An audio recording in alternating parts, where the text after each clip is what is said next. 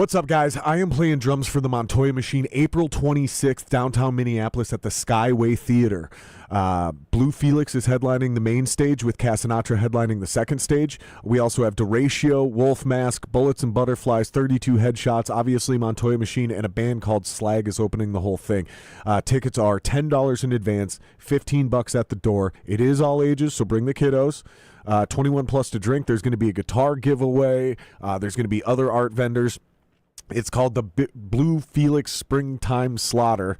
Go to skywaytheater.com for more details.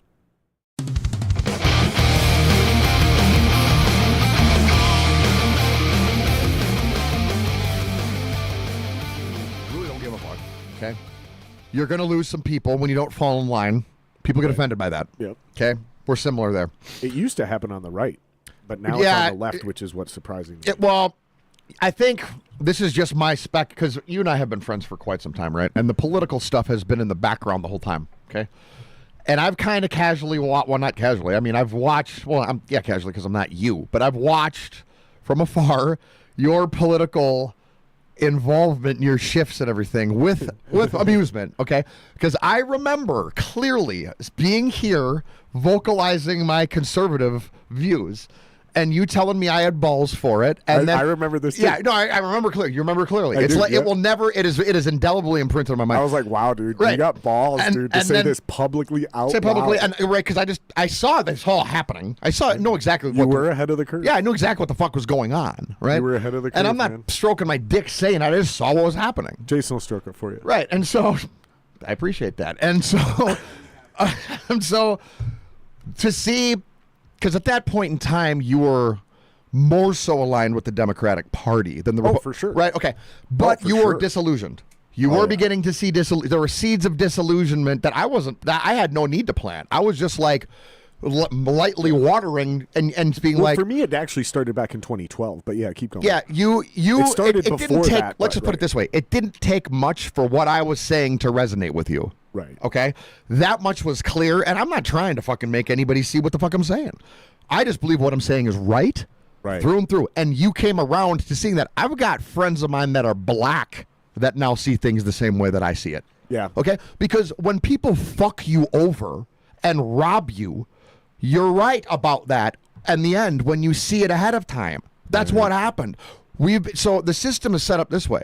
One side robs you, and they let the weasels get in so far to where now, if you collapse it all the way, everything caves. So they set it up as a house of cards intentionally. Right, the banking system this is Jason, you can get rid of that chat window. This is what happened. The banking system allowed their worms to come in and their elected officials to come in and rob us. Okay, and that they're a part of the same system, right? Mm-hmm. And it's multiple different. It's not just one nationality or one foreign nation. There's multiple that are involved. The Italians have been involved the whole time, and I'm Italian. Okay, so we can. Are you?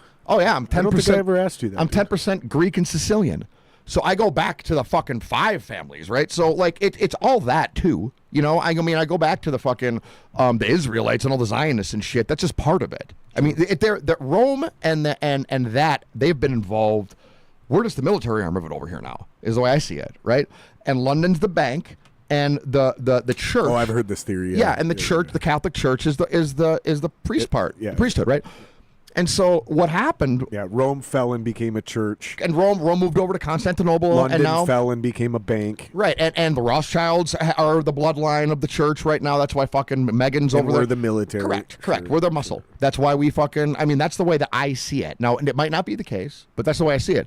Well, how I do see it is that the banking fraternities, okay, we'll call it that, allowed the elected officials and put their muscle behind the elected officials that had gotten in to then rob us blind on the bottom, the taxpayers, okay? We are the slaves, okay, that all the scriptures have talked about. They just figured out a different way to enslave people. And then now we got a guy in there, it doesn't matter if it's Trump or whoever the fuck, that is collapsing it. If you collapse it too much, the entire system will collapse. And that was the ingenious way that they designed it. Sure. Right? We are so reliant upon them, the parasites. The host is reliant upon the parasite. And it's a fucking you got to hand it to them. Okay, I came to this conclusion the other day with my seething fucking hatred of these people. Almost like, you go back to your guy Jesus, and I'm right there with you. The teachings of Jesus, and I study the Gnostic teachings a lot, and because the more and more I see things, I'm convinced the material world in itself is just evil, right? A lot of the shit. So some of the hidden texts that don't go back to being subservient and having to feed back into the system, right? He teaches that stuff. And some of it's after his death, right? Well, it all goes back to just, you have everything that you need inside of you, right? But you can't hate something because that's getting you down into your base chakra. So then they've won again. So I almost, in this weird fucking way, am like, I almost have a level of an appreciation for someone so fucked up that you could design a system so fucking toxic. Right. And what I'm saying makes sense? Yeah, so my question is, and I don't know that anybody can answer this, right? These are like the philosophical questions that we've always been asking for eternity, which is like, was that built by design or reaction? And I think it was more reaction than design. Sure. And then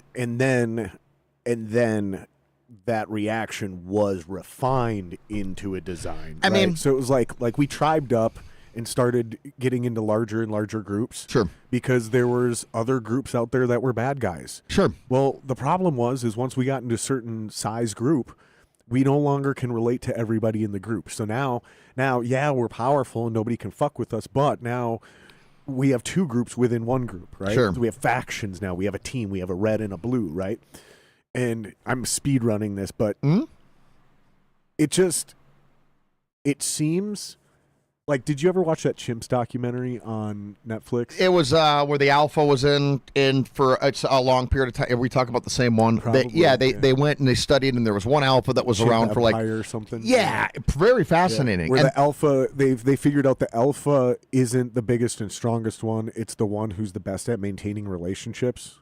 Yeah, and same one? Yeah, it's the same one. Okay, There was one when the one collapsed. The big gorilla guy who was the ruler of the big chimp. Yep. Big chimp. Everybody's afraid of this motherfucker. Okay, your classic alpha. Yep. When he was on the way down, or when he was dying, they showed the one guy who made the tactical decision to groom one that he did not like. They were not getting along, but there was the tactical decision to groom. Yep. Right, and then the other one received that. Yep. And it was this unbelievable diplomacy arrangement, right, for their social standing. That's kind of what I'm getting at. Yeah, exactly. Yeah, it's basically us. Like when I watch these chimp documentaries, I go, "Oh, that's us." Well, yeah, because we're monkeys. We're monkeys. That is no.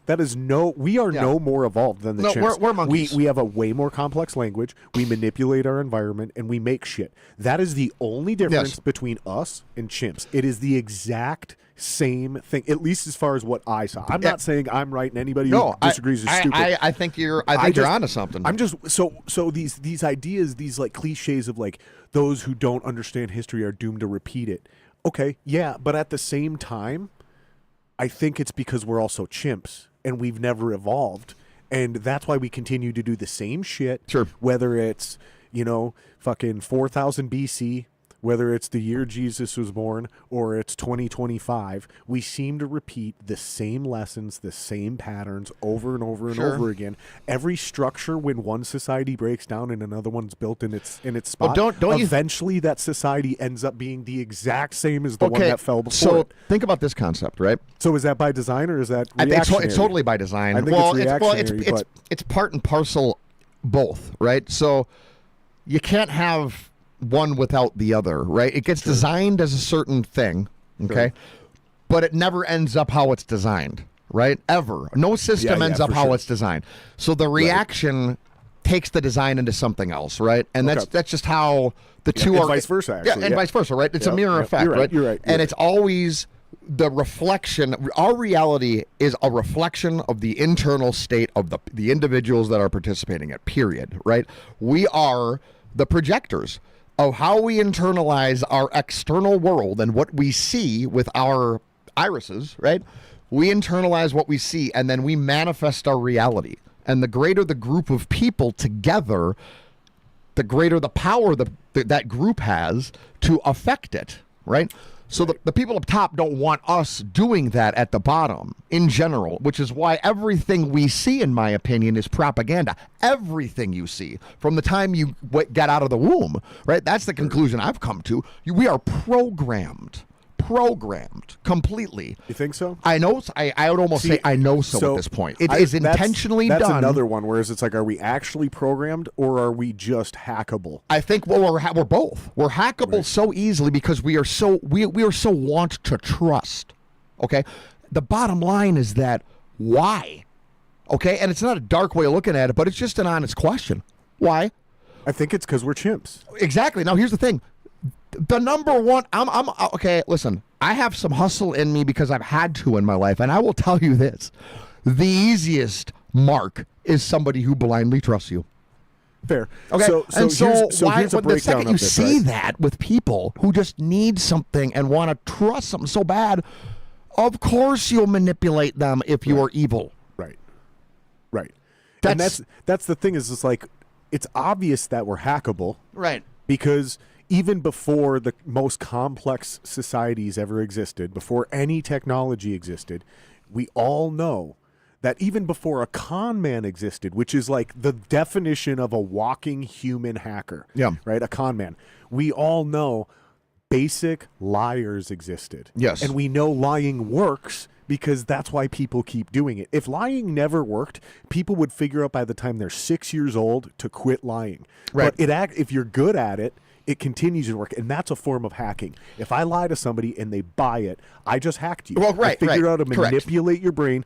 Maybe it's emotionally. Yep. Maybe Yep. it's just through distraction. Yep. You know, hey, I Anything. just You figured out a way in. Sleight of hand. These are kind of metaphors. These are kind of literal. You know, but there's different ways that we've learned how to manipulate. Now the only difference now between all of these metaphors I'm using, again, between the first liars to con men to old school biblical societies to Can we see what we look like on here? No, I mean, yeah, Jason, we look great. Well, just so I do.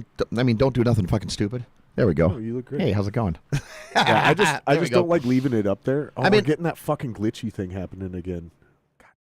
If you don't, There's nothing we can do about it. no. No. If it bugs you, get rid of it. You know. Well, here's why I don't like it up there for two reasons. Number one, then it goes up there, and then they can see it on the TV. Oh, And then okay. number two, it becomes a distraction. Yeah. Right? So, and that's why I have him here, so I fucking know that it's working. Sometimes I get all animated, and then when I see myself getting all animated, I'm like, dude, don't do that. I'll remind you then. How about that? Yeah, And you good, I can do don't the need same. to be all- You can remind me. You know, and then And just you like remind dude, me too. Yeah, thank you. No, I appreciate that. You know, it's all about self-care and just self-improvement. You know what I'll tell you? I'll say, Daddy, chill. Yeah, calm the fuck down, man. Have you Calm seen down. that video? Do you know what I'm talking about? No. Daddy, chill. But it's Jason, pull this up. Just YouTube Shorts, Daddy, chill. I guarantee you, it'll be the first thing that pulls up.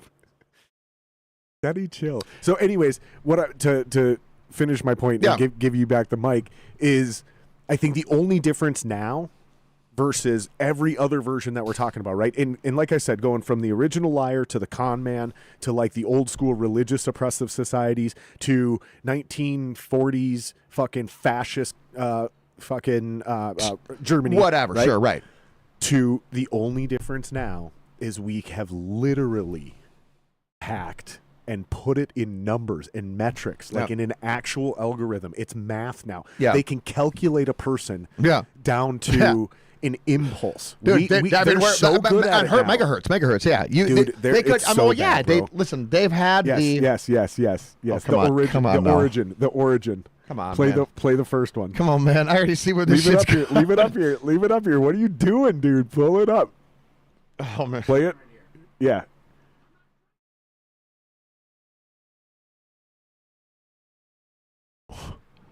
What are you doing in this yard?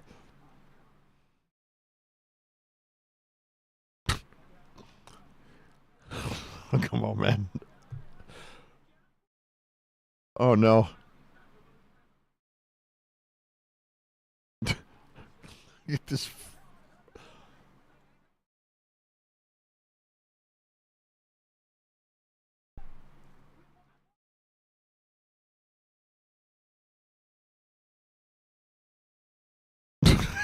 It just cannot be. Come on, man. You can kill it. Come on, man. Come on, that cannot be real. Is that real? That's real, dude. Daddy, chill. What the hell is even that? What the hell is even that? Come on, man. Daddy, That chill. old timer was not having it. What the hell is He was not having any part of that, man. So if you get Not at all. If you get too animated, I'll say, Daddy, chill. He's trying to watch The Equalizer. Motherfucker. That is good. I have never seen that. You've never seen that? No, dude? I have not. That See, is fucking this funny. is why I love having a podcast. It's for those moments where I'm like, dude, I That got to was show good. you this real quick. That was good. That was good. So I don't know. It's a lot, you know. But we're literally Well, hackable. no, we're We totally are literally hackable. programmable. I'm hackable every You day, are okay? right. I'm hackable You every are- day. You Listen, are right. I'm- It's all propaganda. And It's all everything propaganda. you're saying is correct. And I've just laid out a reason why it's correct. That's and here I'll even that's the end of I'll my even rant. go into myself. Okay, I've been on a spiritual deep dive for the last year or two. Okay, it's like going a on very deep dive. A very deep Like, dive. maybe even maybe even too deep. Maybe even too deep. Okay, and it all comes back to I'm admitting this at this point. But I mean, am I going to stop? I don't know. Probably not. But here's what I'm saying: I'm hackable. We'll go to this level, right? This is something I've thought about. Well, who's to say that somebody hasn't made all of that shit up? Okay, all of it. The Egyptian gods, all of it. Now, I don't believe this, okay, but who's to say somebody hasn't made all of it up? Right. And really, the people who supposedly could tell the future in the past, they haven't been able to tell the fucking future in the past. It's all a small group of people that have just scripted the future.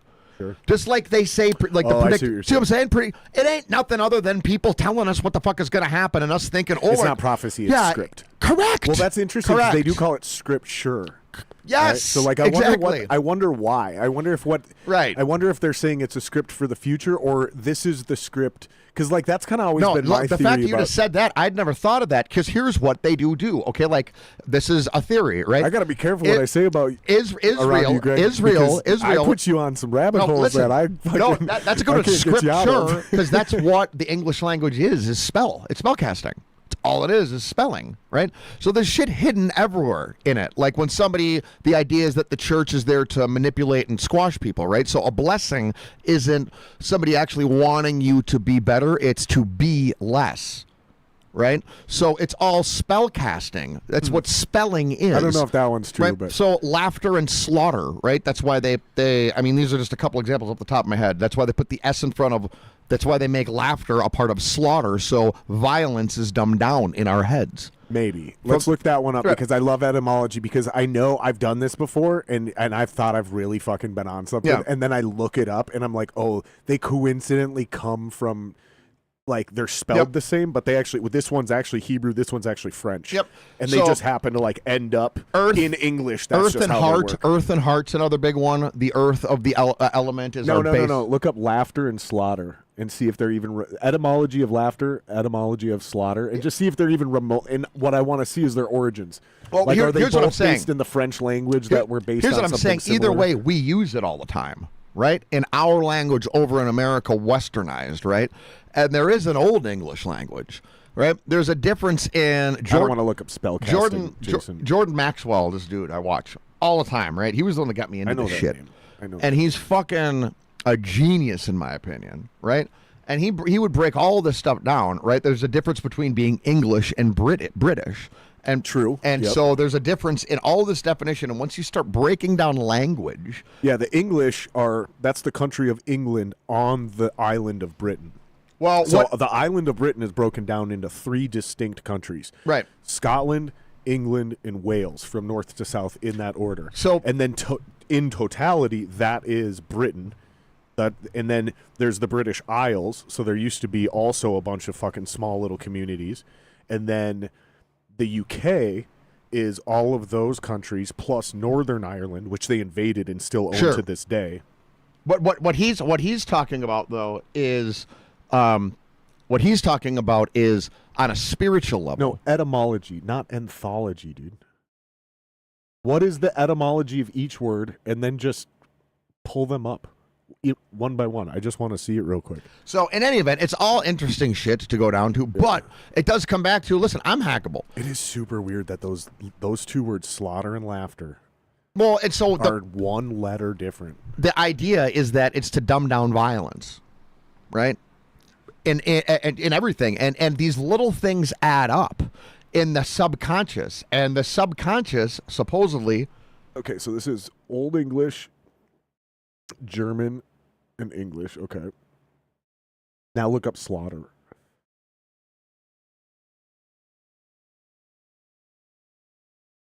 Just literally put an S before the word laughter. That's the whole point of the argument we're making, dude. Or not argument, but discussion we're having. I want the etymology of it, but fine. Hit meaning. Go. Enter. Jesus Christ, dude. Enter. Fuck. Yeah, I mean, either way. What's the etymology of it now? Keep scrolling down. It usually tells us right there. So, Old Norse English. Yeah, to slay. To slay.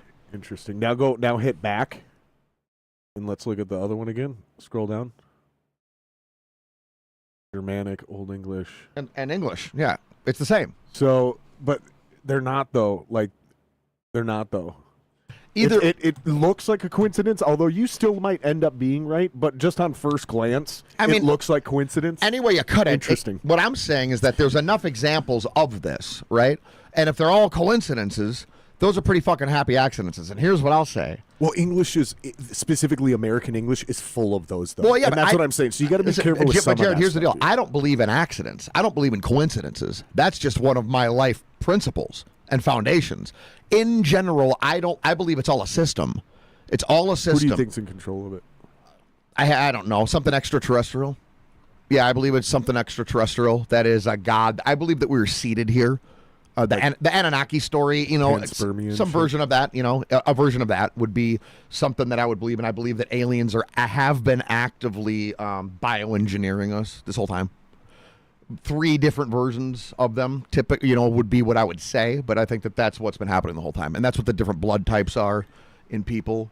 I think that that's, that there's shit that's living underground. I think that there's all that shit. I think it's all real. I think that's all real for sure. And I think that the God comp part of it is all juiced into that. I think that some of us are part reptilian. I think that that's evident with how our body structure is made, right? Look at it. You got the reptilian brain. Parts of it, we're just like reptiles. Look at how we digest certain things, right? Some instincts are just like them, okay? We have different cross traits of some of these things that you'd see or that you've talked about, okay? Sure. If people open up their minds, a lot of these things aren't discussed because it's just A, not comfortable, and B, it's easier for people just kind of to go through their day, right? Like we are the only thing around, right? Sure. But if you open up your mind to other concepts of it, other concepts of what things could be, I think that it makes more than a lot of sense that that's the case. That's just my opinion. I mean, I've been open about my experiences with, a lot of people, and I've had, firsthand experiences back when I was a child, with some of those things. And I mean, I have no reason to lie about anything. But the bottom line is that it's not about me. Right. I think that we're at a point where, there's gonna be some people who, for religious purposes, don't accept the fact that there's extraterrestrial life. Okay, I think that's a big mistake. I think it's a very big mistake. And I think that there's a lot of shit that's been going on for a long time when it comes to other dimensions, maybe things that have been opened up that the government got involved in or has been involved in, that's been going on right under our fucking noses that people need to fucking wake up to. I mean, that's my honest opinion on it. I think a lot of people are. Right, but I mean, really, really being like, this is what's happening. I think they are a little bit, but really being like, this is what's going down. We have a new reality that is about to occur. Our place in the galactic order, so to speak, is about to change. Right? Either you get on fucking board with what's going on. I don't care what people think, how I sound here. It's really what I believe. Either you get on board or you're dusted. Sure. You know what I'm saying? Right. Because I think everybody can agree with what I'm about to say. Shit ain't right now. Okay? And it's been going twisted for a while. Yeah, the problem is that people have different definitions of what's going wrong. Correct. And so I got to realize that it's real. When things go shitty, I like to get real simple about things, right? If something wanted us to fix things, or if we were supposed to have fixed things, it would have gotten fixed already. Why do things always stay the same or get worse? Okay? You have to look at things analytically, right? We are a resource to something, and always have been. Okay? All of the stories of creation are indicate as such that you were made to harvest things, right? So we're basically a cattle farm to a degree, right? It's a tipping point when it feels like everywhere is just some sense of chaos happening, right? Would you agree with that? Yeah. And so at a certain point in time, it feels like, and there's stories throughout history or whatever, there being resets or whatever, because of things out of, cataclysms, what the fuck ever, okay? People are scared, but you need to stay calm. And any way you cut it, though, I mean, I think it's safe to say, you want to not be an idiot, right? If something else were to be involved. And preparing for something of a higher intelligence to be involved isn't a bad thing to be thinking about, right? Because if that time comes, I think that thing would want there to be a hierarchy, right? They're not going to want a bunch of idiots still. That's what I'm saying. If that makes sense. Yeah. And so I think that really all the come to Jesus moments need to happen. And it has nothing to do with believing in Jesus Christ or a religious statement, right? It's just a lot of the material world is fucking bullshit. Oh, it totally is. It's total bullshit. It totally is. Like the only material possessions I value in any way at all are things that help me get something done. Right. Right. So like I value my microphones because they help me do the podcast. I don't covet. I don't go because the real version of what you're talking about would be, well, I need a $2,000 microphone because I only have a $1,500 microphone, which I don't even own a $1,500 microphone, but that's Sure. the point. Like just to even get to that, right? It's not because it serves a greater purpose. I don't do voiceover work. Right. I don't have a sound booth where I'm trying to fucking, Who's a good puppy?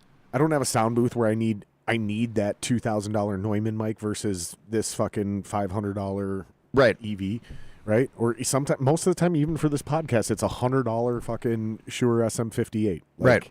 Like when I can afford it, I'll get it because it does make a small improvement. But same thing with my drums; they sound great. There's a utilitarian purpose to that. My riding lawnmower, my car, my house. It's not because I covet them. It's because I need them. Right. They're things that help me accomplish a goal. That's it. So then there's a whole nother piece I of don't it give too, a right? fuck if there's a name brand on my T-shirt or any of that materialistic shit. Let's just say there's the whole other side or devil's advocate of what if the aliens are fake, right? There's a whole faction that people are like, oh, it's a fake alien invasion, right? And then the whole thing that I just said is totally blown out of the water, right? I end up being wrong. This is a total possibility, right? Yeah. And really, it goes back to what you and I were just talking about. It's all scripted, and what it is essentially the final card for there to be some one world control, right? And with this stage, the technology and with the AI, I mean, we'd have no fucking idea what was real and what wasn't, right? So you could soon. We're not gonna have any idea. We're not gonna have any idea. You could stage an alien invasion and fake it. It's getting so close already. Yeah. There's these videos of fucking Asian fishing boats. Yeah. Using like car scrubbers, like you go through the car wash. Yeah. Those like rotating things to like get what are those things that end up on like whales and boats and shit? Oh my god, they look like tiny little fucking whales and boats. Yeah, they fucking. You gotta. I don't know. Anything large that doesn't travel fast enough in the sea gets these things all over them. Oh, are they animals? They're like fish? They're like, they're almost like a coral. Barnacles, okay. So there's these videos of these car wash type mechanisms literally like going, like these whales just park themselves at the top of the water. And these fucking car wash things like go on the side of ships, like go over them and like get the barnacles off of them, right? it's obviously not real Right. if you have a fucking brain. Right, But right, it right. looks real. But it looks real, It right. looks real. And if you don't know any better, you think this is real. And you read the comments, and there's no way bots would be making these arguments, because it's not just random comments. It's like these are Right. super obvious real people. You look at their profiles, and you're like, this is a real fucking person. Like, Jesus No. Christ. Like, but that's my point. That's the hackable, programmable Right. person. If it looks real, it is real. If it sounds real, it has to be real. There can never like Right, What's that right. phrase? What's that phrase? It's easier to fool somebody than it is to convince them they've been fooled. Yeah, that's a good one. I've never heard that, but that's a good one, because That's they a will not famous phrase. they will not admit they're wrong. A person won't Right. admit they're wrong. Right. I like to say to all of my close associates, and even people who fucking hate my guts, I mean, really, I will, if you find somebody that can admit they're wrong and really honestly do it, fuck feeling bad about it, okay? That you don't got to feel bad about it, but just admit you're wrong and want to be better for it. Hold on to that person like gold, okay? Because those people don't exist. They rarely exist. Yeah. You tell me, how many people do you know that actually step up to the plate and do that? I mean, Maybe one or two. a My handful. wife is one. My A wife is handful. one. We've developed a good relationship. Yeah. The two of us have, you know what I mean? But it takes time. Yeah. It takes time. And think about this. And this is just real talk for everyone to hear or whatever. And that's to talk about and being real. Several steps of the way, other more frail relationships would have imploded, right? With the heat in the kitchen of being able to, but we have honest conversations, Yeah, right? yeah, for and, sure. I And know that's what you mean. just how everything grows, right? That's how a relationship should grow. And I'm grateful for that, with our personal relationship. But so because of that, there's growth, right? Because Right. we both admit when we're wrong about certain things. Not a lot of people do that in general, and that's not let's pat each other on the back or whatever. But the point is that you have to have uncomfortable conversations. That's the key. A lot of the time to do that, right? The uncomfortable conversations fucking suck. The only way you can avoid an uncomfortable conversation is if you're able to self-evaluate. Right. And people that can genuinely self-evaluate are even more rare than people who say they're wrong, because people that say they're wrong are at least able to be convinced. Yeah. And that's how it usually happens, is somebody else comes along and says, hey, man, actually XYZ, including like behavior, like actually, like you were a dick, here's why. Whereas a self-evaluator can get that done before they even need to be confronted. So Right. those are even more rare, are those people that can genuinely look at themselves. And that's my point is, those are the only people that can regularly avoid those type of uncomfortable conversations, because they don't need them, because they're already having them with themselves. Correct. The internal dialogue. So this is a good moment. I would give a shout out to my trainer, Eric Kais, right now, who has been like this. This has been just a rough fucking month or two. Who? Eric Kais. That. Yeah, Just- right, just kidding. right. Just kidding. I mean, it has been for me. It's You been sure you don't want a cigar?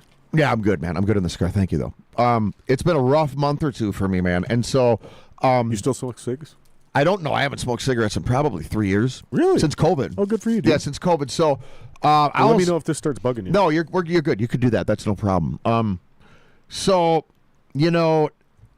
I mean, not only the dude's just fucking great at what he does across the board. Okay, and it's been a depression. It's been a month of depression, right? But having a dude that can keep you accountable, right, and that you trust, that knows his fucking shit, but that also gets it, is so fucking huge. I can't endorse it enough.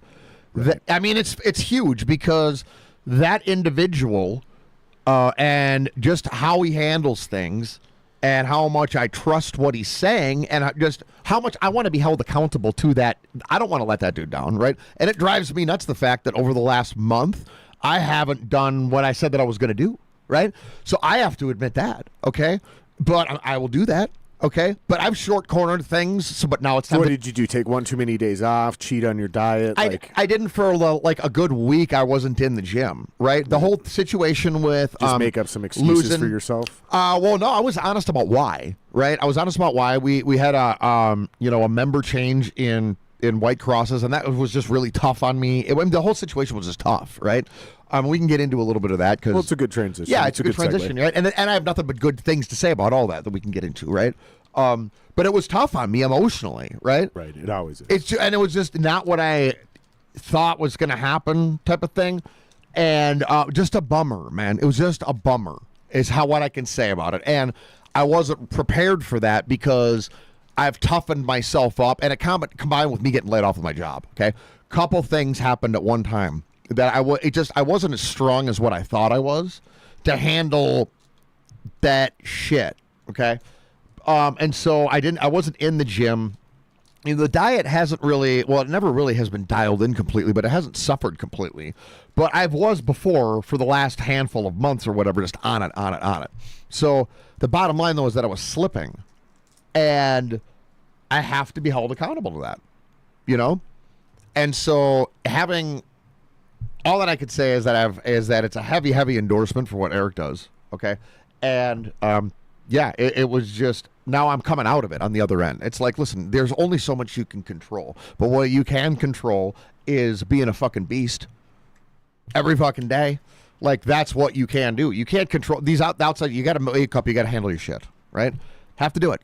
And what the fuck is the alternative? You don't handle it. It's just going to get worse. Things are going to get worse.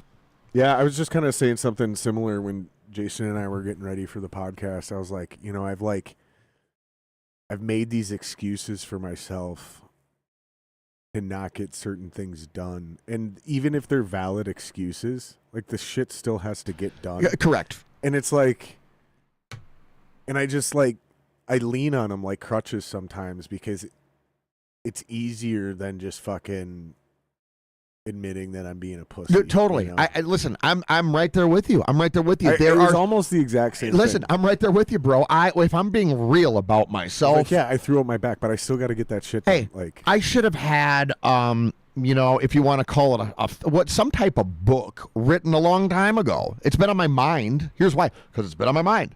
You know what hasn't gotten it done?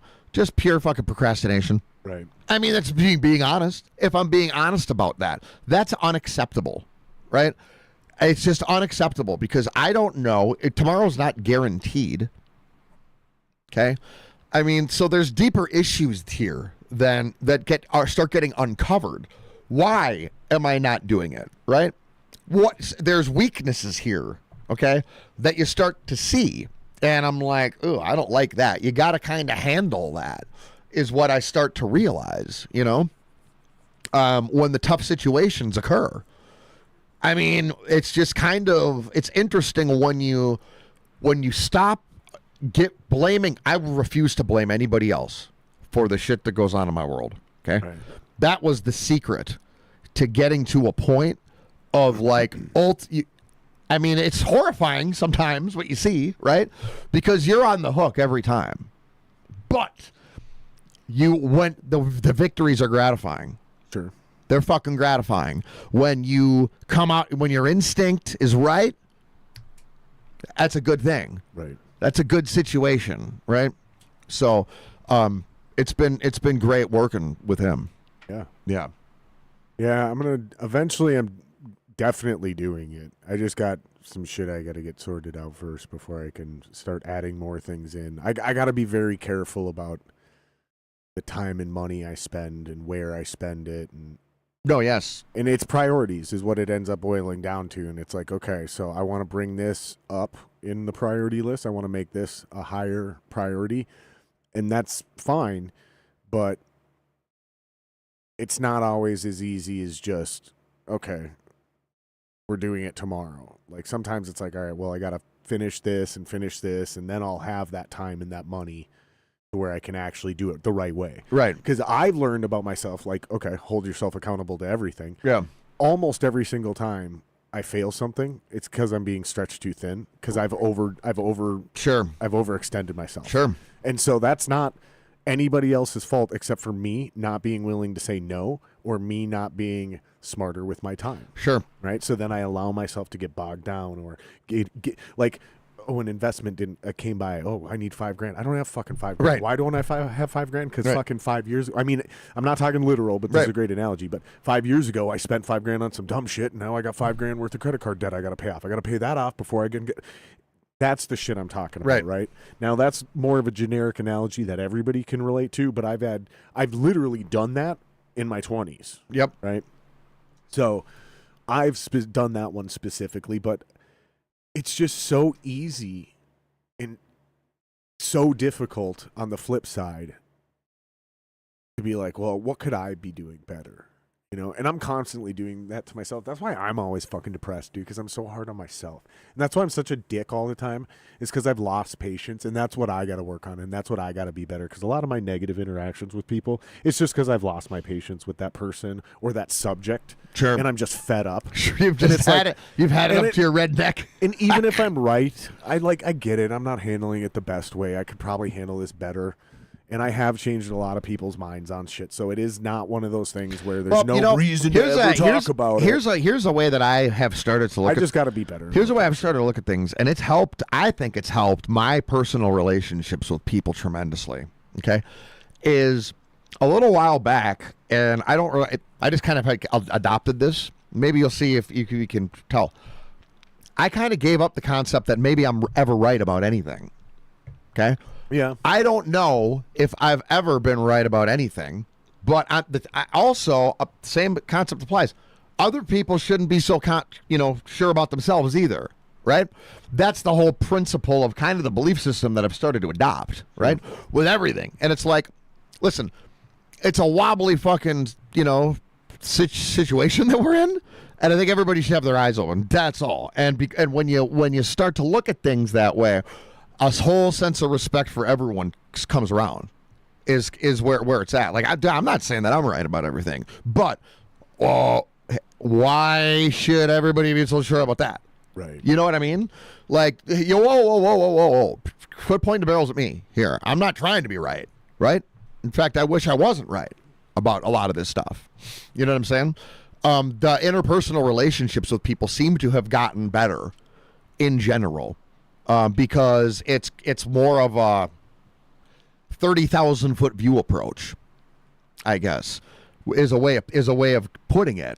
I don't know. A lot of being a promoter, putting on the promoter's hat, has been an interesting experience. Sure, that's been a very interesting experience, right. Because being in a headlining band for a long time, there is just a target on your back, is what it felt like, right? And I'm very cognizant of what's being talked about or whatever. I mean, and whatever. It is what it is. I've always looked at the entertainment industry as the entertainment industry, right? It's like pro wrestling to me, okay? A lot of it is. And there's characters, and you got to entertain people. It's entertainment, right?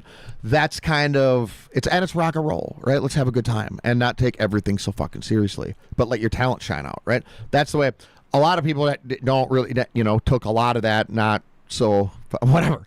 So you ruffle some feathers. Okay.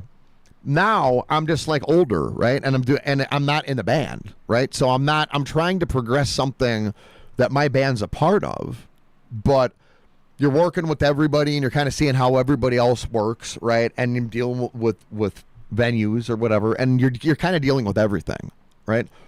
And it's a totally different perspective, right? Yeah, it's not about whether I'm right or wrong, right? At all. It's about the numbers. Right, yeah. And it's about you guys, okay? And it's about you guys looking good, okay?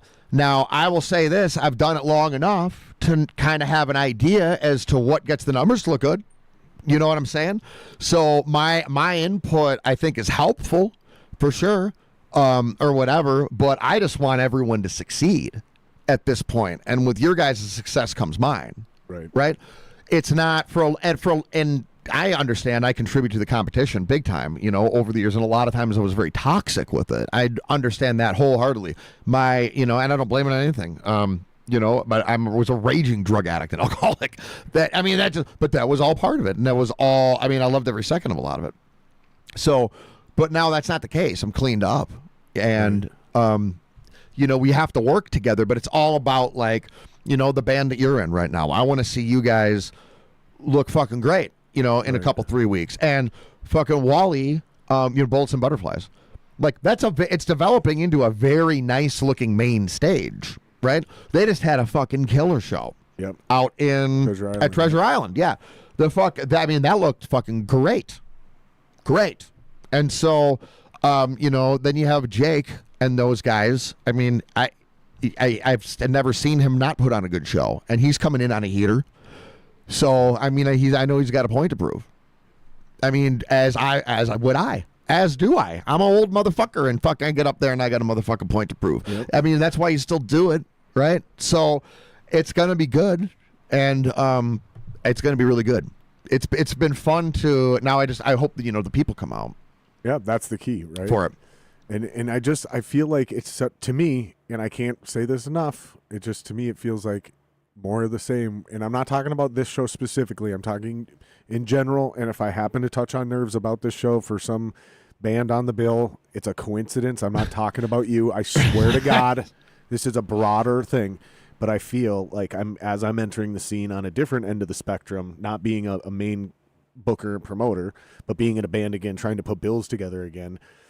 It seems like it's more of the same when it comes to basically everybody just wants to put out Facebook ads, and some of them pay for them, which is cool. They do the sponsored thing. It does expand the reach, but if that's your entire advertising campaign, it's not going to work. And these bands have to get out there and do something significantly more coordinated and more enveloping. That's that whole advertising and promo campaign I printed out for you. Right. That's basically a micro version of what's called blanket advertising. It only works if every single thing is done. Correct. Because if you just do one of those things, then it just gets lost in the shuffle of the world. Right. The point is repetitive exposure over and over again, seeing that flyer. So by the time it comes out of the corner of your eye, you go, oh, yeah, I've seen that. Right. And then you go, I know what that is. Right, exactly. It's the whole symbolism. You want it to trigger something. And it's like a logo for a show. Exactly. That's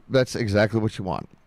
So, I don't know. And then there's the whole... so we'll see. We'll see. Because some bands are doing it right. Some bands aren't doing it at all. Some bands are trying to be creative and do it a new way. Some bands are trying to do it the old school way, and it's going to be interesting to see who actually gets people to show up, because some of these bands also have kind of like a built-in draw. Right. And again, I'm not talking about this show specifically. I'm talking in the broader concept. So some of these guys don't have to promote very hard. They just naturally bring people. Right. So it's interesting to watch each group do their own version of this. And I've been doing a lot of watching, and now that I'm more involved in the scene again, I'm taking notes, and I'm trying to figure out the best way to do this. Not because I want it to be my idea. I don't care whose fucking idea it is. I just want it to be the right idea. Yeah. I mean, it's I think we all want to draw. Well, yeah. It's you want the situation to build, and so it'll be interesting to see what happens.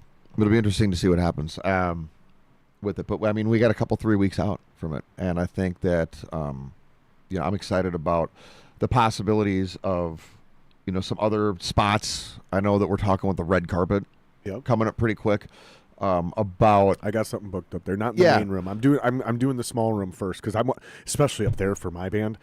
I want to build a draw up there from scratch. And if they want us to open for somebody in the red carpet because they like how we do business, cool. But I don't want to go up there and try to get a big room that I can't fucking fill, and I don't want to cost that venue money. Right. Because I'm not doing the whole thing like you're doing, like a lot of guys are trying to do. I'm just trying to book my band and book bills. Right. Right. So it's a little bit. It's got to be interesting to see how it works out or whatever. I don't know what. We have a meeting with them coming up here in the next few days. We got something booked in June. Yeah, we're playing out there in August. So that's all good. I mean, it's in business, things in business, and it's just a question of, to what degree are we working with them on a booking level?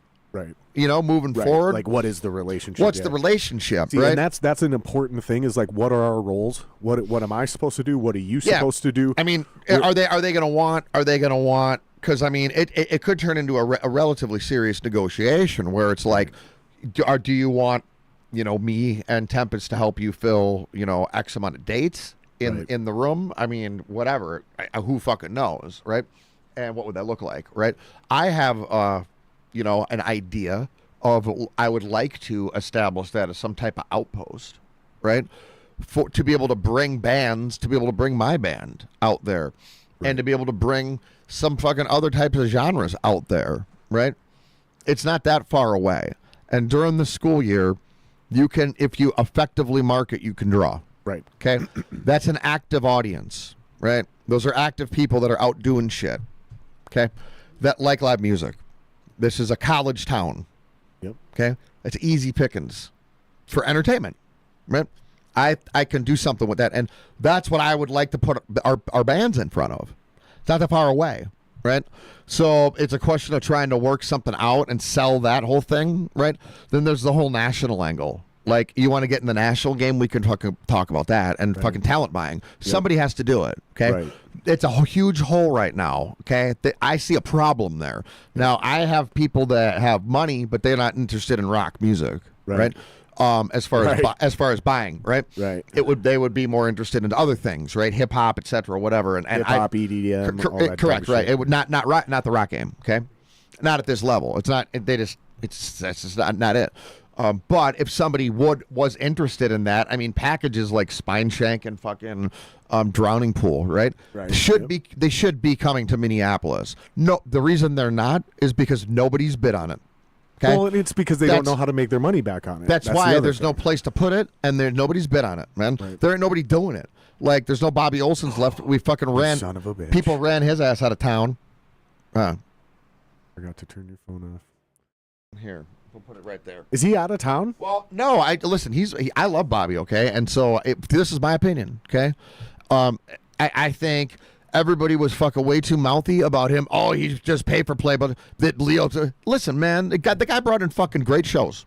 Okay, brought in great shows. You don't gotta fucking buy on them. Okay, this is business. This is how the music business works. It's right? not. It's like, look, now the shows aren't around, right? Well, and there that's are the no thing. shows here. That's the thing. That's is great. Like, okay, sometimes people got to shut their mouths. It's not pay to play either. No, there's pay to play is buying on. When he goes, I need you to like pre-buy 50 tickets. He's saying, and they're $20 a piece. He's saying, I paid a lot of money for this show, and I have to make this minimum back. Right. It's business. And listen, I'm not, for the record, I'm not speaking for him. I have no idea if this is how he feels. This is my perspective and my. I also don't know opinion. Bobby, so okay. I'm not defending my friend or I have anything. done business with being him unbiased. many times, and it's always been professional. Okay, and I have nothing but respect for the dude and the man. Okay, period. And I would do business with him again. If I was him, hearing and seeing what the rock and roll community and the shit that was talked publicly about how he does business, I would not want to bring shows back into the community. Right. Okay. Period. Yeah. That would be me when I could go make my money elsewhere. Right. Why the fuck would you want to hear that shit? Yeah. Okay. For the fucking peanuts. Come on, man. Yep. That's some unprofessional shit. Yeah. Okay. People come in and do business certain fucking ways. I mean, and that's just that. You don't gotta fucking act like a bunch of rubes, man. And that's just what it seems like, right? It's what it seems like. Newsflash, buy-ons happen everywhere. Okay? Everything's a fucking buy-on. About to watch the Sean Combs trial. How do you think he bought on? I mean, initially, you know what I'm saying? That's the thing is, like, everything's he bought on by bending over, right? Everybody buys on and sells their soul somehow. Well, like, and that's come on, man. Well, and here's the other thing too. Like, if let's just play this out for a second, because I want to play devil's advocate here, right? Because I'm not a fan of buying on, so I don't want to sit here. I'm not saying I don't want to sound like I'm. It's just part of the industry, right? But I don't want to sound like I'm like defending it or say it's a good thing or it is the way it should be. What I'm saying is, let's just devil's advocate play this out, right? Sure. So like. The idea of a buy-on is because I don't think most people realize that most talent buyers and most concert promoters lose a lot of money. Like they do. Well, right. It's a supplement. So what they're trying to do is minimize their risk at the door because a lot of bands, especially getting onto a tour or getting onto a big national show that comes through your town, guys think that that's their big shot. Like that's where they're going to get new fans. Think about it like this. Okay, here's how I think about it. You're in a band, right? You're in a good band, right? And this goes to me too, right? Yeah. Okay. You want to play big shows. You want to play good shows. When you don't have to buy on, you'll know it. You're bringing all the people. Yeah, you'll know it because you're doing it right. Right. Okay. Right. And that's that. So don't quit bitching and start getting to it. Well, here's what I'm saying though. It's But that here's what I'm saying, simple. though. Like, don't bitch about the reason that you're buying on is because the reason is because you're bitching so much. You know what I'm saying? Focus on what you're supposed to be doing is just right in your fucking shed. Well, and just hold on, everything. though. It's part of the whole let system. me It's play not this a out, though. big The deal. reason- the It's not a reason- big deal. I don't know. The reason you could be buying on, though, could be way, way simpler than that, which is, again, in order to get this headlining band in town, this guy had to put up a fuckload of money. Sure. And here's the thing. If I put you on as the opening band and, maybe you draw regularly at a local show, you're doing really well. Like you're bringing like 200, 250 people. That's a pretty good local band, right, to see you.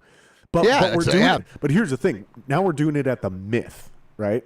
Right. So your 250 is still significant. That's why I want you on the show. Right. But here's the difference this time. And I'm just hypothetically, because this is how my brain works, right? I got to go logically, get all the emotions out of there and just think like numbers, right? Yep. So here's the point. You're 250. Now I need that 250, right? And I need the other two bands to bring their 500. And then the headlining band's going to bring X so I can finally get the bodies I need in the door. What I can't have happen is put you on the show for free and then you slack off thinking, oh, just simply being on this show is enough and we're guaranteed. Blah, blah, blah. Right. And then I lose my fucking ass. So by making you pay on, and I'm just making up a number, say $2,000 that you have to pay on to buy on this show. Well, here's the thing. Now you have the same burden that buyer or that concert promoter have. Right. Now you feel you need to bring 200 people through the door and hope that you put on a good enough show to sell enough merch, to get enough fans on your fucking email list or your text message list, following you on Instagram. Now you need to start thinking like a business. That makes everybody's show better, and that makes everybody money, which makes it happen again and then again. But whenever, and I think this is kind of what you were bouncing around, but when these concert promoters and these buyers consistently lose money on these shows because these fucking bands don't draw or they don't try to draw. And I think that's the key. They don't try to draw. Eventually they all go under. Or they go under. Yeah, town. they go under. And then there's nowhere to play. No, there's nowhere to go. And here's the thing. Why would you want to take the risk, right? I'm telling you, dude, I'm this fucking close to buying a small club. Dude. Why would you want to take the risk? So it's all got to be. I mean, like I look at even our show, right, the 26 show, okay. And ideally, if I had a couple grand in the back, I would have put it into marketing, right? But let's be honest, okay. Let's just really be honest, okay. How much difference would it make? I don't know. I have no idea. If it's done correctly, it would have worked. If it's done correctly, I'm 100% about it. And so, I did a lot of research. I'm feeling like, fucking A, man. Like I dropped the ball on some of that, right? I don't know what the that idea. Just in your defense, that idea I should have honestly brought that up right away as soon as you talked to me about the show, instead of waiting till basically 75 days before the show. Like that should have been talked about 4 months ago. You know what I mean? Like I should have brought that up a long time ago, because what I would like to do is a micro version of it someday down the road when you and I book a show together, meaning it's White Crosses, one of the bands that I happen to be in. We both find the other two bands, it's like our show together. Yes. You and I will bankroll it ourselves, and we will personally execute it and fucking prove it works, and then no one will be able to argue, because we'll just be able to then immediately replicate it again, because I'll replicate it on my next show. Now you've got a beta-tested version. You replicate it on yours. Then we can collaborate and go, hey, you know what I noticed? This actually isn't as effective as we thought. I think that money could be spent better over here. Right. Oh, fucking Greg, great idea. Now we're refining, dude. That's literally what we're describing as the rising tide raises all ships. But at this exact moment, I'm just an opening band.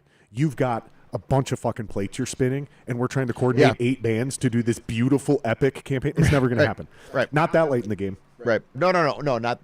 So, I mean... So that's my fault. No, it's not. I mean, I'll take that you know one what? Listen. But it was a good plan. But it was a fucking great plan. No, it's a great plan. It's a great plan. I think, honestly, if we're all being honest with the situation, too, there's a lot of just the day and age we live in, right? That I think a lot of us are just kind of just trained into a certain way. Yeah. You know what I mean? And it's difficult to break habits. Yeah. It just Good or is. bad, yeah. Good or bad, you know. So there's a lot of that, you know. Word of mouth still does happen a lot, you know. And I look up on some of, you know, a couple of the last Jake's posts or whatever, the Felix posts. I mean, there's a lot of people that fucking are interested in fucking coming out to this thing. Yep. So, I mean, that's good, you know. That's all good shit. Yeah, So, there's good buzz around the show because I Yeah. think the bands you picked are really good. Like, especially, I don't know a lot of the bands on the B stage. I know Casanatra's dope. I know Wolf Mask is dope. I don't know that I've heard any of Slag's music. 32 yeah, Headshots. they're newer, I think. I don't think I've ever heard 32 32 Headshots. Headshots. I don't think I've heard their music. But I do know all four bands on the main stage. Yep. And so that, and I think you did a really good job of It's a good mix. the crafting of the Yeah, balance of who, when, and where. Like, it builds. I think you it's know a what I mean? nice. I think it's a nice hybridization of you know, type of different styles of music And too. the bands seem like they're in the right order too. Yeah, it seems Because like it's there's nice. a lot of times where it's like that second band shouldn't have been Right. second, but Josie should definitely play after us. We should definitely be opening. Like, it's a perfect build. It's got a nice flow. It's a perfect build. Nice. You did a good job. Good, Because good. that's a huge challenge too, is getting the right combo of bands. Like, too many. Here's another one. Most promoters make this mistake. Fucking, they book a metal band, quote unquote. Yeah. And then guess what happens with the other three bands? Metal bands. Right. Well, now Right. you've got the same 200 Right. people that are Right. going to go see those same Right. four bands. You know what? I'm all about. I'm all about mixing up. Yeah. Because Remember Joe it's used fun. to do this? It's fun. Shannon used to do this. Joe used to do this. You'd have like Ginger Jake, Blackfoot Diesel, Bane Hinge, and Six all on one fucking Yeah, it's. bill. I mean, it's And great. there'd be 800 people in the room. Yeah, that's a great mix. It's a good. You know, I love some of the most fun shows that we ever played was when we would go out and play with Skywind. You know what else we're missing? Huh. We're missing a good organized battle of the bands like Joe and Bill used to do. Did Shannon ever do a good battle? Yeah. I don't know. She managed us when we won the Battle of the Bands, But she never put on her own battle? She never put on a battle. Joe no. and Bill both did. And the reason it was successful, a good Battle of the Bands is fucking dude, and it's a way does- to build hype. And then, Yeah. but the prize has to be worth it. The prize right. has to be substantial. What is the prize? So you record. So here's what you offer. Still to this day, Yeah. it's so obvious. 3 songs Yeah. recorded at a professional studio. Yeah. Right. And that studio donates those 3 songs. That's part of the advertising package, right? Yeah. It's marketing for them because hopefully, if they're good salesmen, they don't just do 3; they rope them into 5, right? Right. And they get paid on the other 2. Right. And then like a $5,000 cash thing, you know, with that band can finally buy the trailer, Right, you know, that right. band can shoot the music video, whatever the fuck. Nowadays, you just do one more step, right? So maybe it's still $5,000, and still 3 songs, but now it's also, you know, a digital fucking media Yeah. marketing thing where we Who fucking are the, hook who you are up the with some video judges? shoots. What are the criteria? What's the?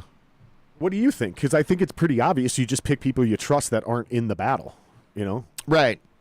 Who do you trust? Like, if I'm not in that battle, you could trust me to be Yep. an unbiased judge. Yep. If I put on the battle and your band's not in the Yep. battle, I could pick. I Yeah. could pick Be you. an unbiased judge. Yeah. Absolutely. I mean, I know dozens of people that would be capable, whether they're Yeah. willing. You know, some people would be like, "I ain't fucking doing that shit." Right. You know? Right. Yeah, it's an interesting idea. It'd be easy. It'd be really fucking easy to do. It'd be a bitch to coordinate it. You know, I remember Joe and Bill bitching about it. You know, you're coordinating with literally 30 or 40 bands. I see you smirking We're over that there. dude. We're that. We are those people now. I see you smirking That's over what there. I'm smirking about. Is I am that. We're old. I'm older now. Gone are the days of being a kid when Shannon Brettle messaged me Yeah. when I was 21 years old. That's what I'm thinking about. Yeah. I'm harking back to yesteryear. Jason, will you grab me one of them little root Yeah. beers out of that fridge? You want something to drink, dude? I got a thing of water down here. I'm good, thank I you. got other juices. Yeah, and back when soda she. and shit. That's what I'm thinking back to when she managed us when Brian Addison was in the band and we won the Battle of the Bands to play X Fest. No shit. And we were just little kids. Yeah, Benji was in the band, and she managed us, and that was a big deal at the Quest. I had a shaved head Good times. and wore a pleather coat. Pleather. Yeah, we opened for who is it? Puddle of Mud and Stained. System of a Down. So was that guy a douche back then, or was he still cool? Fuel too. Which one? The Puddle of Mud dude. He was cool back then. They were on the up and up. Because some of those it was guys like, are cool it was and like then Fred become Durst night. douches, and some of them are douches the whole time. It was like Fred Durst night. That was a thing. And that was the whole thing. It's like, is Fred Durst going to be there? I wonder if or that guy is he really looking for- is a douche, or if he's just had enough Puddle mud guy? yeah, or if he's just had enough bad days and enough I bad think he's timings. I think he's just a bad addict, and he's just had he's just a bad. Thanks, Jason. He's just fucking had a bad run, maybe made some bad decisions. Right. But, I mean, you catch me on a bad day, dude, he hasn't done himself any favors, right. I don't think, with some of his decisions repeatedly. But, I mean, who am I to judge? I think his cover of About a Girl I was just gonna say, I think one of the abject worst things I've ever heard. Okay. we can't play it. I think it's absolutely. I mean, I think that's absolutely terrible. Okay, and I just think that's a statement of fact, right? I don't know why. I think his band was laughing at him while they were playing it. We'll set it up, Jason, where we can, in this scenario, we can play a video without the audio going out, so we won't get. We won't get hit. A couple of his band members were literally laughing, trying not to laugh while they were playing that. I remember. Okay, Yeah. like, what in the world was he thinking? It's Puddle of Mud. Nirvana cover, right? That poor Nirvana child, cover? man. Yeah, About a Girl. About a Girl. That man and that poor child. Don't play the audio, but pull it up so we can all see it. That poor man's mother. Hopefully, she's rested somewhere in heaven, because if she had to watch that, man, why is he trying to hit those notes? I don't know. It's not a good idea, man. It's rough. Yeah, mute it. Yeah, bring the volume all the way down and pull the video over He here so we looks can like see it, though. he does not. He looks so strained. Nothing about that looks natural. It's rough. It's tough to look at. No! So for the listeners, if anybody's not Look looking at at the this, dude on the right. just literally Google Puddle of Mud About a Girl and you can watch the video. Is it just? He's got an ugly singing face. It's not. Yeah, nothing about it looks natural. And look at this poor dude.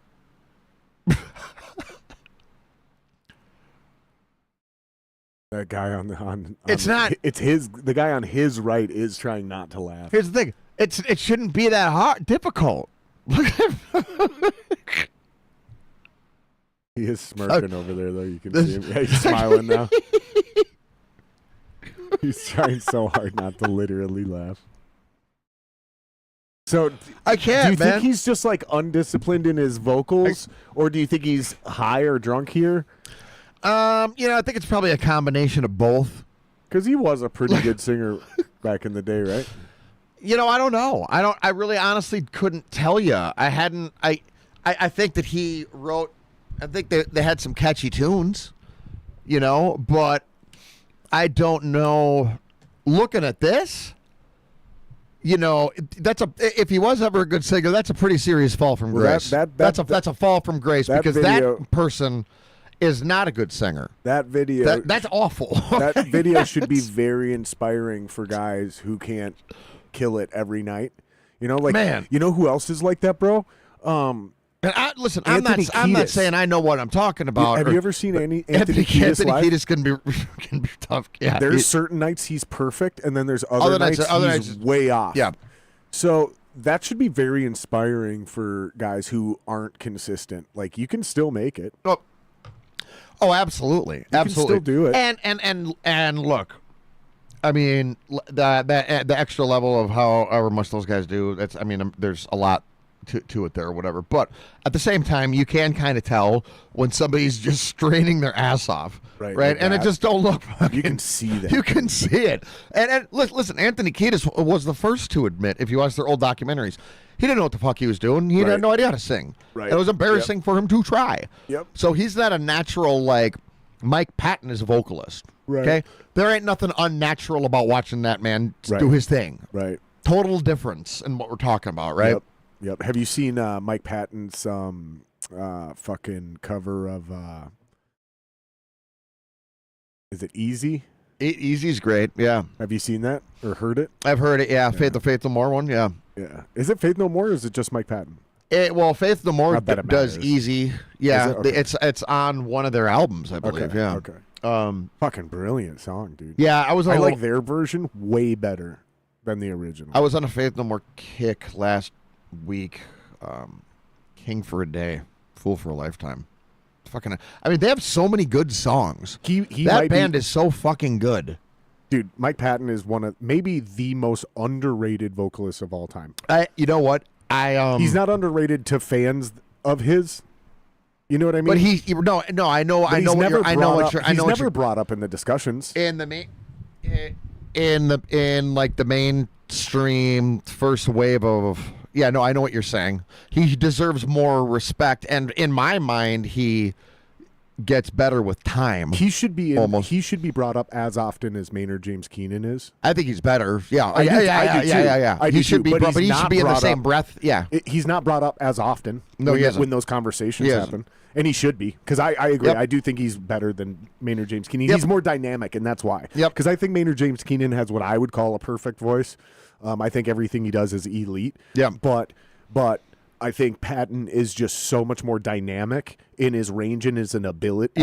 As an ability. Well, Patton too has so many different projects, and also has the ability to. I'm not saying Maynard doesn't, but Patton consistently can tell a story. Right. Okay.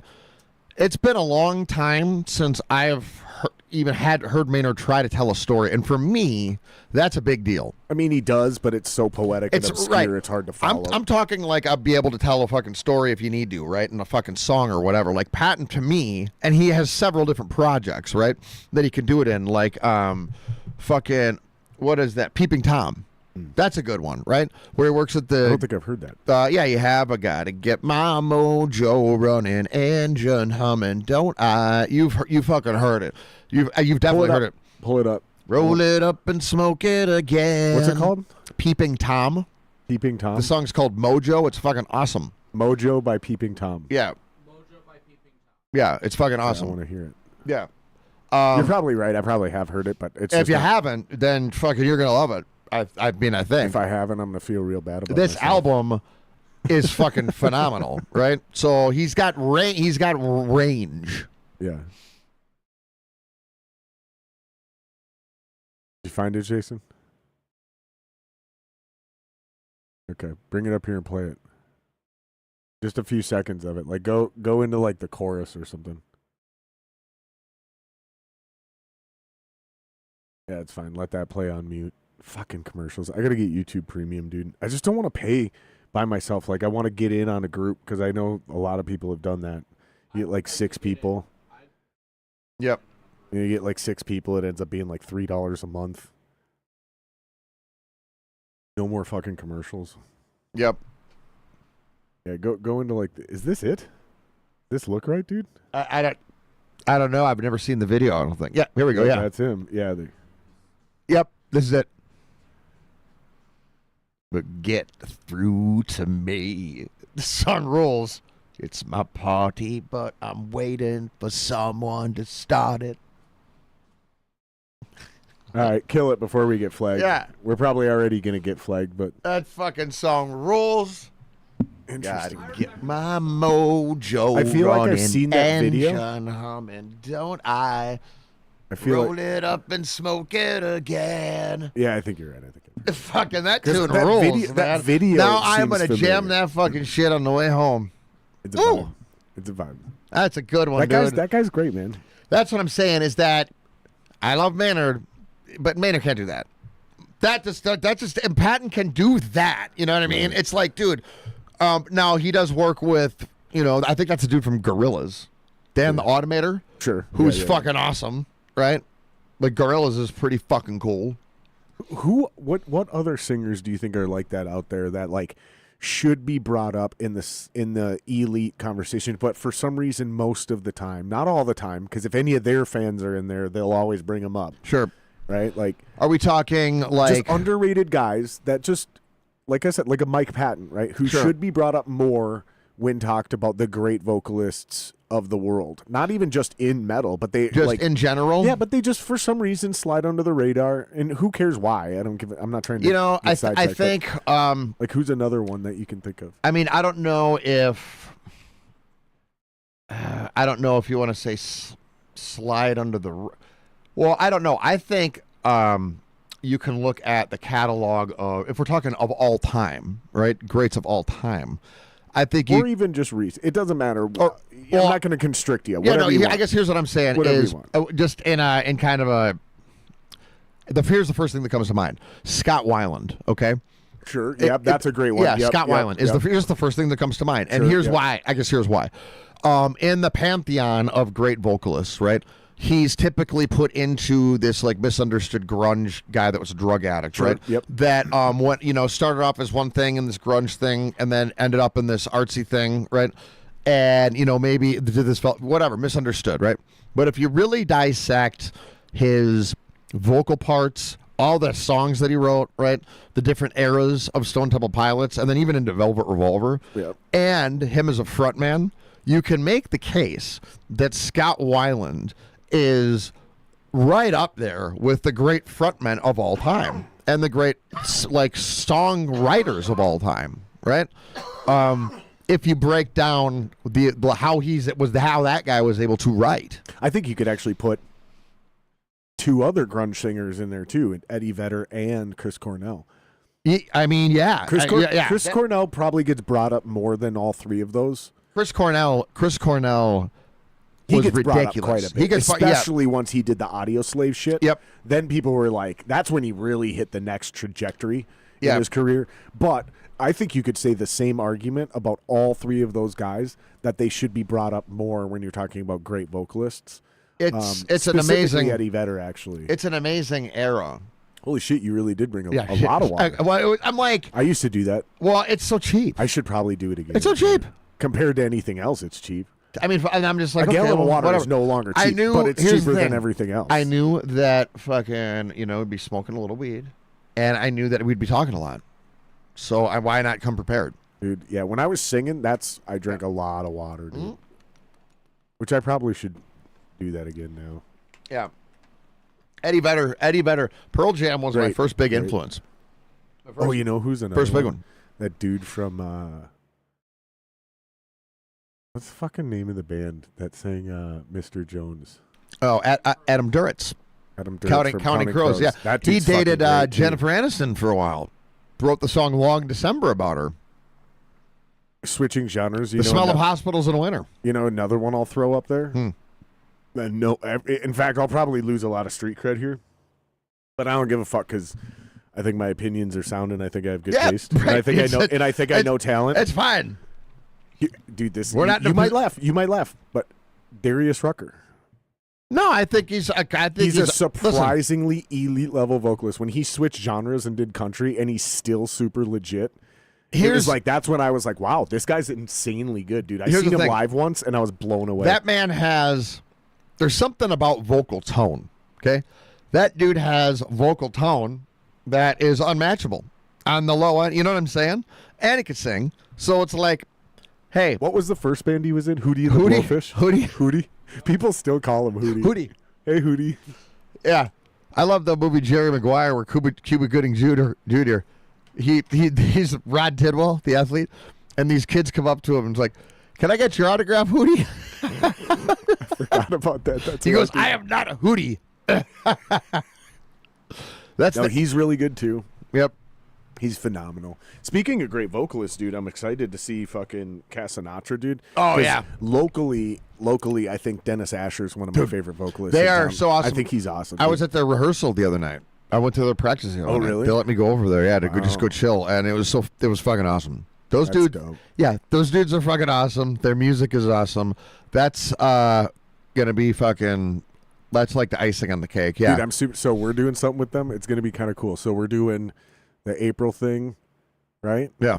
And then we got a thing in June. I don't want to say too much, but we're doing back-to-back nights with them in 2 different towns. Yeah, perfect. It's going to be pretty rad. 2 different bills, 2 different bills, 2 different towns. I love that. But we're playing back-to-back nights with them. So I'm super excited. I love for that. Because I think we need to do shit like that too. Yes. Like yes. package 2 or 3 local Dude. bands and send them all to St. Listen, Cloud. we're Send not them to dead yet. Duluth.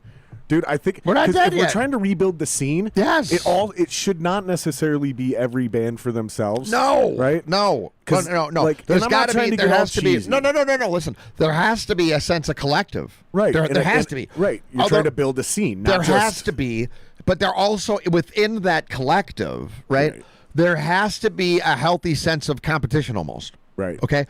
There has. I mean, it's just the way it has to be. That it has to. The bubble. It has to foster and bubble up in some way. But the community has to take care of itself, like Right. to a degree, and it has to be a collective, right? That's how it just has to be. Otherwise, it falls apart. Right. Right. I mean, that's just how this fucking shit works. Yeah. I don't know. There's no other way to explain it, right? But there has to be a sense of pride involved in it, and you got to understand what it is. I don't know. It's almost like it has to be a sense of kayfabe Yeah. to a degree, like to use an old wrestling term. Yeah. You know, Like what you know what I mentioned this earlier, you know what would be cool is like a year from now, because it would take a lot of planning to make sure everybody's available and it makes sense and everybody's like prepared and ready to do it right.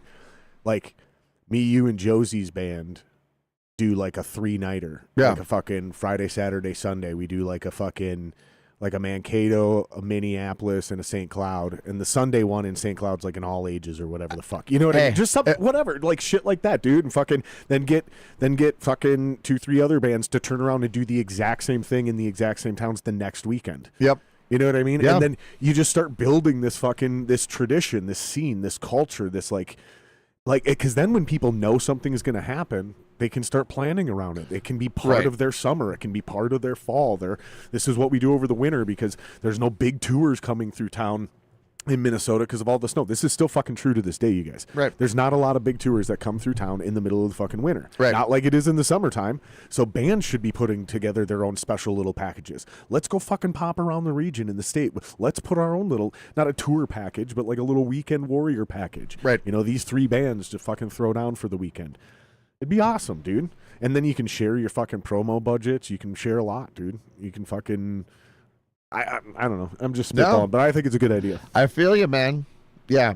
So lots of cool stuff. I mean, lots of cool stuff. It'd be fun. I'm excited. We got the show on May 10th, the House on Haunted Hill. Our first White Crosses show. Yeah. So that's can we get into that? If you quick? need an opening band, I got one for you. You know what? I think we might need one more for that. Yeah, I talked to you the other night about it. So Yeah, can I get into that whole thing real quick? Yeah, go for it. We'll talk more about Yeah, no, the other band. We'll talk more 'Cause later. But yeah. I think we do. I think there is one slot on that show that needs to be done, filled yet. So yeah, that would be very helpful. Yeah, so you're doing an outdoor gig? Yeah, it's on May 10th. It's on May 10th. It's White Crosses? Well, yeah, it's White Crosses, and there's two other bands, and it's an outdoor show. House on Haunted Hill, El Forestero Clubhouse. It's going to be one of the last shows that's up there. What is it? El Forestero? It's a motorcycle Yeah, club? it's MC. So my homie Jeff, you remember Jeff from Witchton, the drummer? I don't. Kong. Okay. Maybe if I met him, but Yeah, by so name, no. long I'm horrible time with names. drummer Fucking from horrible. Witchton, right? I Well, apologize, Jeff. yeah, no. So he's my homie, and he works with me at these Skyway shows, right? He's also a member of the El Forestero Motor Club, and he throws these shows at the House on Haunted Hill. That's their clubhouse, right? Well, now they're going to be leaving there, right? But this is going to be one of the last shows that's going to be there, right? But for right now, it's there, which is fucking awesome because it's this big ass backyard, right? With the stage that he's got built, right? With his fucking sound equipment, right? There's no noise ordinance and shit. Sure. So I'm stoked about it, right? It's the first White Crosses show. And unfortunately, we had this member change, right? Dennis Curran, good friend of mine, there was just a lot of other time commitments that were just going on. And I realized, and the guys realized that we had just a lot of shit that we had to do, right? Coming up here, and that we had committed to, that we had not gotten done. We had not gotten a lot done. Can you give like an example? Well, we just hadn't gotten much music done, right? In about a year and 3 months to a year and a half, there's, we had 3 songs written, full songs written, right?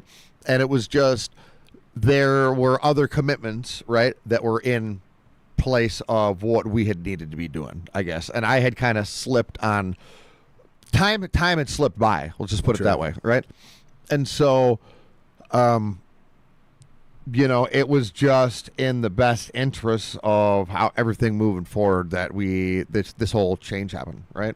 And so Don Tinsley, my buddy, is playing with us again. Nice. Well, technically, he's never played with you before. Well, he's never played with this project before. Right, so in order to get to the place that we needed to be, for me to feel comfortable with getting on a big stage. Right. I realized we were going to need to be put in a lot more fucking work, and my confidence level was not high with the dynamic that we had.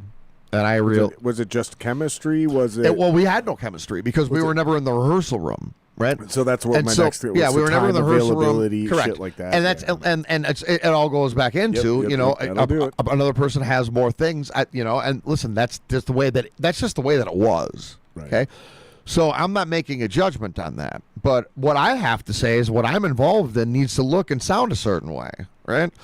And I have to make snap decisions in some instances, and I'm like, listen, this has got to fucking get to a certain point quickly.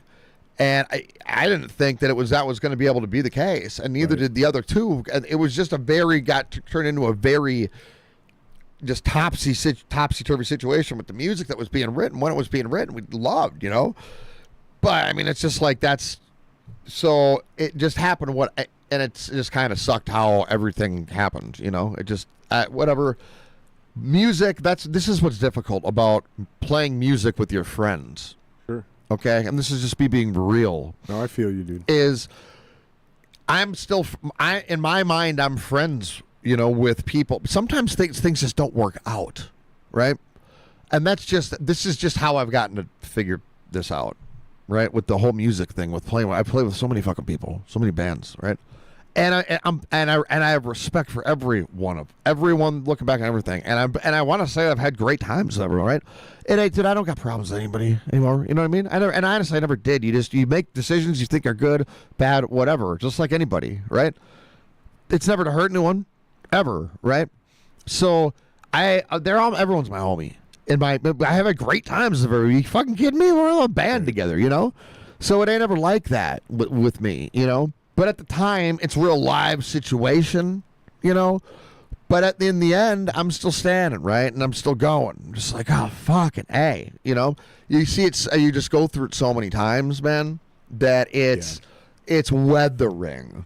Yeah, it's exhausting. It's exhausting, Holmes, is what it is because, I love Dennis, dude. That's my homie, dude. That's my buddy. I've been buddies with him for fucking years, man. And I said to him and Al and these guys, God is my witness and them is my witness.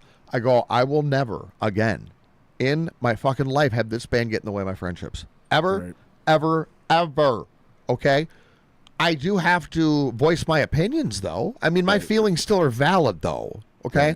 About the direction of things. And the bottom line is that the most important thing to me is my creative side. Okay? It is the number one thing on my priority list. Sure. Okay? And I do, my relationships do kind of revolve around it. Okay? So in that instance, I don't sympathize with people who don't prioritize it like that. You know what I mean? I am going to be harder on them a little bit when it gets in my way. Right. Repeatedly, if I have to look at it like that. Okay? It's just being brutally honest with the situation. Like, you got to man up, right? Mm-hmm. You got to man up and be like, okay, look, you can't, it just is what it is. And the situation just, it's just bad when you just aren't talking to somebody for a minute, Yeah. And that just sucks, dude. It sucks, because I love Dennis and everything that fucking he's contributed into the project is fucking awesome. I mean, it's fucking whatever. I love writing music with Dennis. So that's that. But we're stoked to play with Don. Don's very excited to be back. And it's a new project for Don, too. Yeah, well, it's a new everything, yeah. So here's the thing, too. What we just realized is Al can write fucking killer riffs. Okay?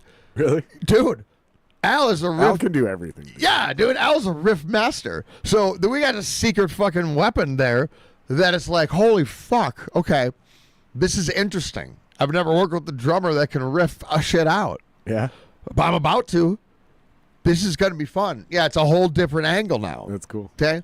That's cool. That was never going to be the case with the other dynamic really so much. I don't think it would have seen the light of day as much. Dude, Al's so fucking funny. He came down here. Yeah. I just realized that the last podcast we actually did was Al from White Crosses. So with zero intent, because I should probably explain this to people now that I just realized this, is Jake was supposed to be on the podcast from Blue Felix tonight, but he had to reschedule. So he's coming on in 2 weeks. And you filled in for him tonight because you were going to come on in 2 weeks. So we just kind of flipped those two dates. So thank you again for doing that, especially last minute because he just hit me up yesterday. But he's so funny. Al's so funny to me, dude, because he comes down. I'm like, dude, check out my drum set. And I just wanted to show him my drum set, right? Because it's like a really nice 30-year-old drum set from the 90s, you know, Japanese fucking Tama.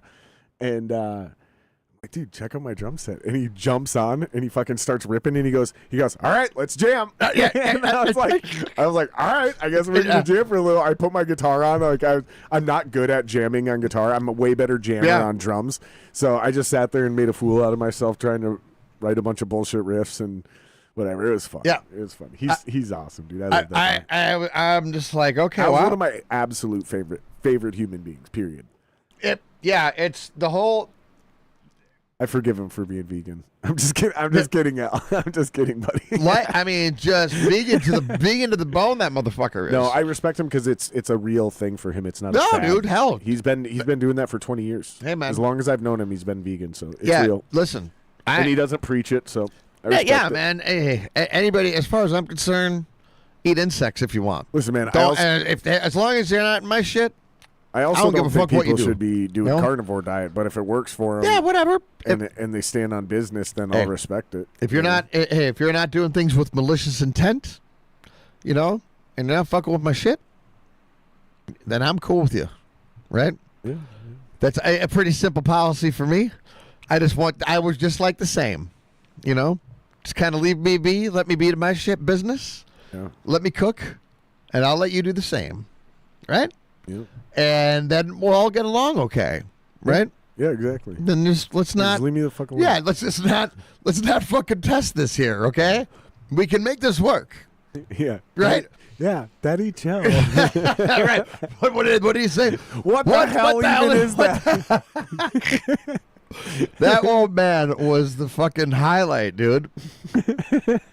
He's chill. That old.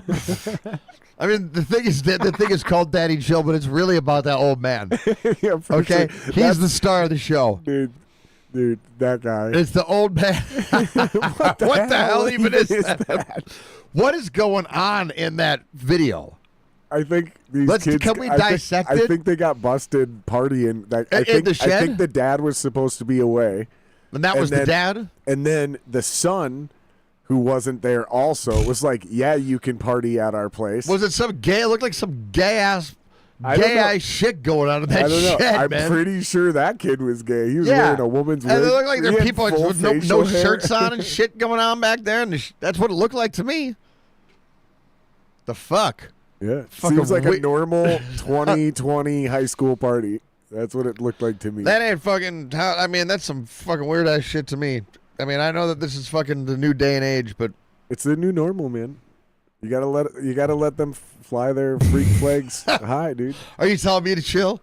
I'm just saying, man. You know, whatever, man. Like I said, hey, I don't give a fuck what anybody does. The problem wasn't wearing the wig. I'm just like, what the fuck? Telling Daddy to chill. Right. Listen, here's what I'm saying. I do not know what the fuck is going on in this world. Okay, it's bizarre, man. No, it's crazy out there, man. It's some fucking crazy ass shit, dude. Are you kidding me? I'm a pretty normal guy. I like to look at things in a pretty fucking basic way. I wear pants. Right? Well, yeah, man, I put my pants on one leg at a time, just like everybody else, right? But, I mean, look around, man. You tell me that that's some normal fucking shed party? Come on, man. That wasn't how I was raised, okay? Oh, trust Not me, in this fucking world, dude. No, they're built different Fuck, nowadays, man. bro. No, I'm figuring this. These kids are built They different, are, I dude. guess, man. How that became, I don't fucking hell if I know, man. I went in the cave, I guess, and fucking came out the other end and No, fucking. we're just old now, man. We're just old now. Is that what happens when you get old? Fucking Yeah, the norms of society change underneath your feet. Yeah, it does. It does. And I'm not saying this because I think I'm like wise or smart. I've heard this from the elders. Right. Like I heard this from my grandpa, and then I watched it happen to my parents. And I remember my parents go, "Holy fuck, man, we're the old ones now." Right. Because they were like, and then I remember them asking the question I'm about to ask now that we're suddenly the old ones. You can't even nail it down. There's just all of a sudden you realize that not only do you not know any of these new young hot artists, you also don't give a fuck and you think they're all fucking idiots. Right. Like when that happens, because you're like, they don't even make good music. Why are these people famous? Now you're the old one. And you'll never ever nail it down to a specific day or year. It's just one day you're going to wake up and realize you don't know shit anymore. Right. Like you used to be on pop culture. And here's the key. If you're 50 years old or whatever age you're supposed to be old at and you're still have your finger on pop culture, Right. that's actually way more sad. Right. Like, grow up. Move the fuck on, dude. Like, you're 50 years old. Be a goddamn adult, dude. Why do you know everything about this 19-year-old couple? Why do you know Chappelle Roan or whatever the fuck her, Chapel Roan or whatever the however you pronounce her stupid fucking name? Right. Like why do you know about fucking Selena Gomez in the producer dude? Yeah. Like why do you know? I can tell you why I know they're engaged. It's not because I have my pulse on the finger of anything. Who are we talking about? The dude. It's funny because he's the one who was on the podcast. He was on Bad Friends. That's the only reason I know anything about Selena Gomez and what's his name? Benny Blanco. That's his name. Selena Gomez, was she just in Wicked? I don't know. Okay. I don't know. But that's my point. The only reason I know anything about the fact that these two are together is because one of the people who I barely could remember his name was on one of my favorite podcasts. Right. That's it. It's not me having my finger on the pulse of anything. No, but I mean, that's somebody coming by my fucking deck while on the river while I'm sitting there. Fucking, what are you doing? Right. and look, I'll every now and again see what's going on in pop culture or whatever. But yeah, that what was the big one? What was the last big one? Like not the Johnny Depp Amber Heard one, but the the most Ryan recent, Reynolds. Yeah. Ryan Reynolds. The only reason I know what's going on there is because of my wife. What was that one? They were like Ryan Reynolds and his wife conspired, or like fucking. It was some other dude that she worked with. So here's what my wife has told me. Yep. Okay, so she got hired to make a movie or to act on a movie. Yep. But she basically tried to take over the movie by like re-rehearsing scenes and rewriting scenes, and allegedly she would even take the script home and Ryan Reynolds would like do rewrites with her, which I guess is like a unwritten no because of like Writers Guild shit. And so it's like it might even be a written no, but it might be one of those things people don't really enforce very heavily, but it's still like it's crossing a weird gray line. Do it. Right? It's kind of like asking your band if your girlfriend can sing on the record. It's like, dude, come on, this is a little weird. It's a little weird, dude. Don't do it. Like, even if she's good, you know what I mean? Even if she has great ideas, it's like, come on, man, she's not a band member. Like, this gets, maybe if you absolutely need a female vocalist, then yeah, have your girlfriend do it. But like, you shouldn't just be like, hey, can my girlfriend sing on the record randomly with no fucking. That's the shit I'm talking about. Just don't do it. It's a weird, unwritten thing. Don't do it. Same thing if you're a woman. Can my boyfriend fucking guest on drums on this? Fuck off. Like, no, your boyfriend's not in the band. Anyways, so there was some of that shit going on. And then apparently she started making all these like sexual assault allegations against him to try to get him basically Me Too'd and canceled. The dude. The dude. And didn't it turn out to be bullshit? Yeah, so apparently what my wife is saying is this motherfucker's got receipts. And not only is it bullshit, but it's, according to her testimony, his receipts prove that not only is she lying, but she set it up. So Really? she had a plot and a plan to take over this movie, get this guy canceled and fired, take over, make it her thing.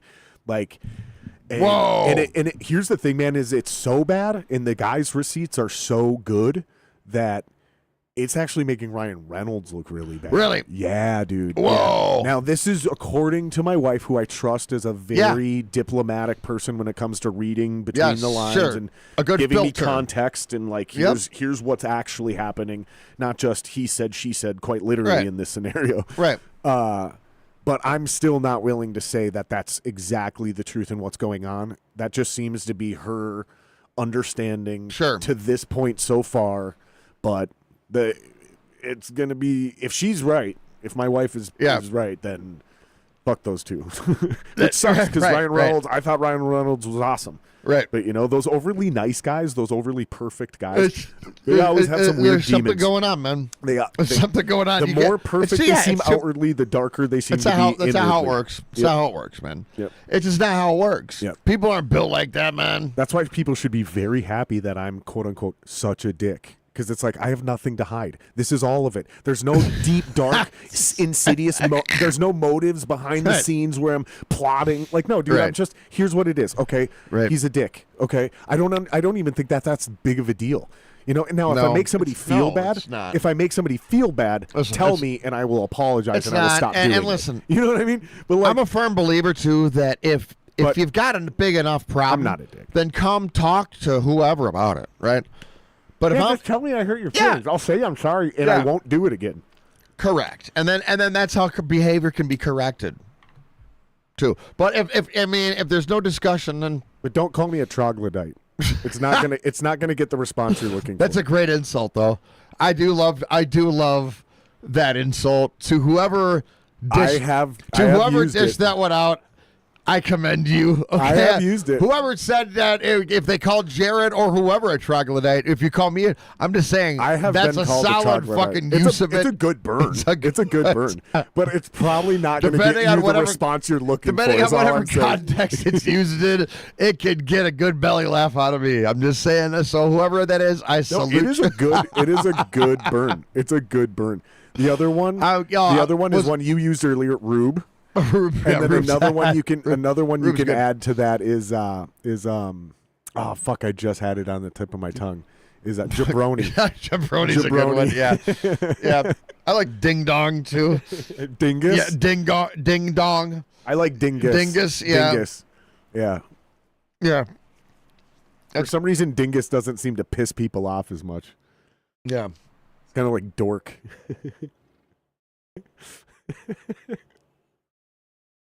That's what Jamal calls everyone now. These fucking dorks. Well, what else do we got? I mean, there's plenty to talk about, dude. Let's talk about some of these other bands on the bill. So Duratio. Yeah. Duratio is playing direct support to Blue Felix. Yeah, yep. They got a new lineup thing as well. They shook up the lineup as well. Shook up the lineup and they had a shake up in the house. So he's back to his old school guys. Both of the Wands on guitar and bass. Wands? Yeah, Wands. So he's got a Wan and a Wan? Yep. Wan 1 and Wan 2. And then he's got Will Marvelous playing drums for this show. Oh, really? Yep. Right on. So he's back to the roots. I didn't know Will played drums. Oh yeah. I knew he recorded drums, but oh yeah, Will plays a mean drums. Really? Fuck yeah, dude. He slaps a mean skin. You could say that again. He slaps a mean skin. oh.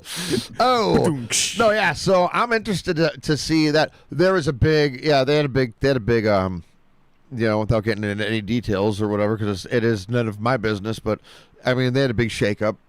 Those guys did. So yeah, I mean, we don't have to go deep into it, but it's interesting for people if they're interested. Oh, they got a new lineup. Yeah, I want to go check out the new lineup. Yep, new lineup. So because that new lineups can change bands enough to where maybe you didn't like a band before, but now with this new lineup, the vibe's different, the chemistry's different. Maybe they're tighter. Maybe you like them more. Maybe you were a fan and like this is what sucks about losing band members, man. Maybe you can talk about this a little bit. I don't know. Yeah, but like. There's definitely been times where like a guitar player leaves a band and I'm just like, It's not the same, man. Oh yeah, Not vibing. Oh, or it's yeah. a drummer, or it's a singer, or it could be anybody. Sometimes it's a bass player. Yep. Like no bullshit. No, it's wild looking back on like the different lineups you play with. I mean, look at Metallica. Dude, it's fucking some of the different lineups you play with, and yeah, I definitely miss playing with certain people for sure. Well, and it changes things, It makes it tough. I will tell you what. Back playing with, But even seeing a band is almost what I meant more. Yeah. Like I said, like even think about Metallica. Yep. Some people, as soon as Cliff wasn't in the band, they're like, nope, not the same. Sure. And then all of a sudden, for other people, it was when Jason left the band. They're like, nope, not the same. Right. I don't want to insult bass players, but Right, for right, Metallica, that's just the bass player. That's the bass You know what I right, mean? right. It's not even the lead singer or, whatever. Other bands, it's a lead guitar player. Right. It could be anybody. Sometimes just losing but sometimes, like I said, sometimes it goes the other way. Sometimes it can be a very good thing. There's definitely happened for me too, where I'm like, man, I wasn't really into him before, but they got that new guy, Right. and they're fucking dope now. Right. That happens too. Right. That happens too, man. Yep. It's music is so interesting. Live music and bands, just being in a band, right? And a good band is so fucking important, I think, for that just to continue, right? So and like being in a rehearsal space band, right? An actual band. Like that I think is becoming a lost art. Oh, for sure, 100%. Yep. And I think that it's got to get brought back into like the lexicon. Now, I mean, there's all this technology, and yeah, you can do that stuff, and you can share files or whatever. But that was another kind of revelation that I had. Right. I'm like, we can be a band, or we can, kind of just at the best be that, right? That's not what I know how to be. Yeah. Right. And so, the shift being back into a rehearsal space band is very welcoming to me. That's all I know how to be. But I think that's real fucking important. Yeah. That's how you develop a chemistry. Yeah. And a sound. You get to know each other again and over, right? And there's a different, and then you can always add production on. Okay, on top. You can always add the production on. But when the production becomes your show, right, and you don't know how to be a band, yep. That's a problem. Preach. You know what I'm saying? Yeah. So, because everybody likes a good motherfucking rock band, dude. Still to this day, a great rock band. Great Just rock a rock band, dude. dude. Now I'm saying literally rock and roll. Yeah. I'm saying literally rock and roll. Everybody still to this day loves just a straight up great rock and roll band. Yep. They're a real band, tube amps. Even if they're using the modeling shit, you can't tell the difference at that point. It's not some shitty solid state thing that hurts your ears. That's all I mean. It's good tone, good gear, because it's fine. The modeling amp is fine. It's just 3 times as expensive, especially to get it to sound good. Like, it's just, and I say just a rock band because my point is if metal bands put in that same level of work, bro, those are the great metal bands now. Yeah, dude, it's you know what I mean? But they focus too much. They're like, some of these guys are so worried about their image. Right. They spend more time on their hair and their fucking outfit than they do warming up for the show. Right. You know? Right. Taking care of their body. Yeah. Right. Just thinking about the whole process. Yeah. I mean, really, that's what it boils down to. Is you have to live, the art form. If you really want to be fucking good at it, is what it is. Otherwise, you're old. Because we're old at this point, so you got to live the art form. Well, we're old. I'm old at this point. I'm speaking for myself. Some of these guys are still young as fuck. Yeah, I mean that's where youth is wasted on the young. And I'll tell you, one kid who's doing it the absolute fucking right way, dude, is Logan Stahlecker. Oh yeah, dude, that kid's fucking awesome. Between me, probably his dad, Wally, and probably 4 other people, there was enough people, and it's probably a combination of a number, right? Like, how many times do you need to hear something before you go, okay, there's something to this, versus the right people saying it. Because if it's the right person, it only needs to be one person, right? Like Rogan always talks about, Andrew Dice Clay was like, dude, you got to get on the road. Yeah. That's all it took, was one person to say that. Joe Rogan was probably going to end up going on the road, even if it took 12 other comedians not named Dice Clay to say it, still probably would have ended up at the same thing. Right. And I was definitely part of this because we talked about it on the podcast. And I remember, and he was like, really? So I might have been the first person to bring it up. Yeah. But there was enough other people. I might have been the last person to mention it, and he acted surprised. I don't fucking know. I'm not trying to take credit for it because I know I'm not the only one who said it. Sure. Because I've also talked to him about it since. Sure. But that motherfucker moved to Nashville. That's where I'm going with this. Nashville. I told him, I go, Yeah. you have the talent to move to that fucking town and actually make it in this industry. You're that fucking good, kid. And I was like, leave this town as fast as possible. Just whatever Get you the do, fuck out of here. leave. Now, Yeah. here's my point. He's been down there for a while now. Yeah. He's fucking crushing it. Yeah. And I don't want to name names, but somebody made a post, and then somebody commented, and they were like, "Dude, this could be you. You need to go down there now because this other guy is like pretty fucking high level too." Yes. And Logan came back and he goes, if I'm being 100% honest, this is a town truly for the working musician. I haven't worked a normal job since I've been here. Yeah. 100% of that kid's time, energy, everything is going into him playing music as a profession. He's doing it. He's actually doing it. And he's so fucking good. And the reps he's getting down there, you would never get that. He's playing every night of the week if he wants. In several different bands, cover bands, original. He's doing whatever the fuck he wants. Now, here's my point. In 3 to 5 years, that kid will be on tour with our version of Michael Jackson or whoever brings the fucking rock guitar player. He'll have worked his way up through the circuit, and he'll be able to do whatever the fuck he wants, including relaunch Stormbreaker. He can relaunch Stormbreaker down there. I know Logan, or I know his bass player Jeremy is moving out there. Sure. So he's getting out of college and he's moving there. So they're gonna fucking get down on some shit too. And it's I love it, dude. It's fucking awesome. And that's what I'm saying is like that fucking kid is doing it right. And if there's a model right now for everybody to listen to as far as a common thread, like through this podcast or through the scene, is there's a certain tier of talent that doesn't deserve this place, or we don't deserve that talent. They got to get out of here. The rest of us, the only reason those guys got to get out of here is because we haven't done our jobs.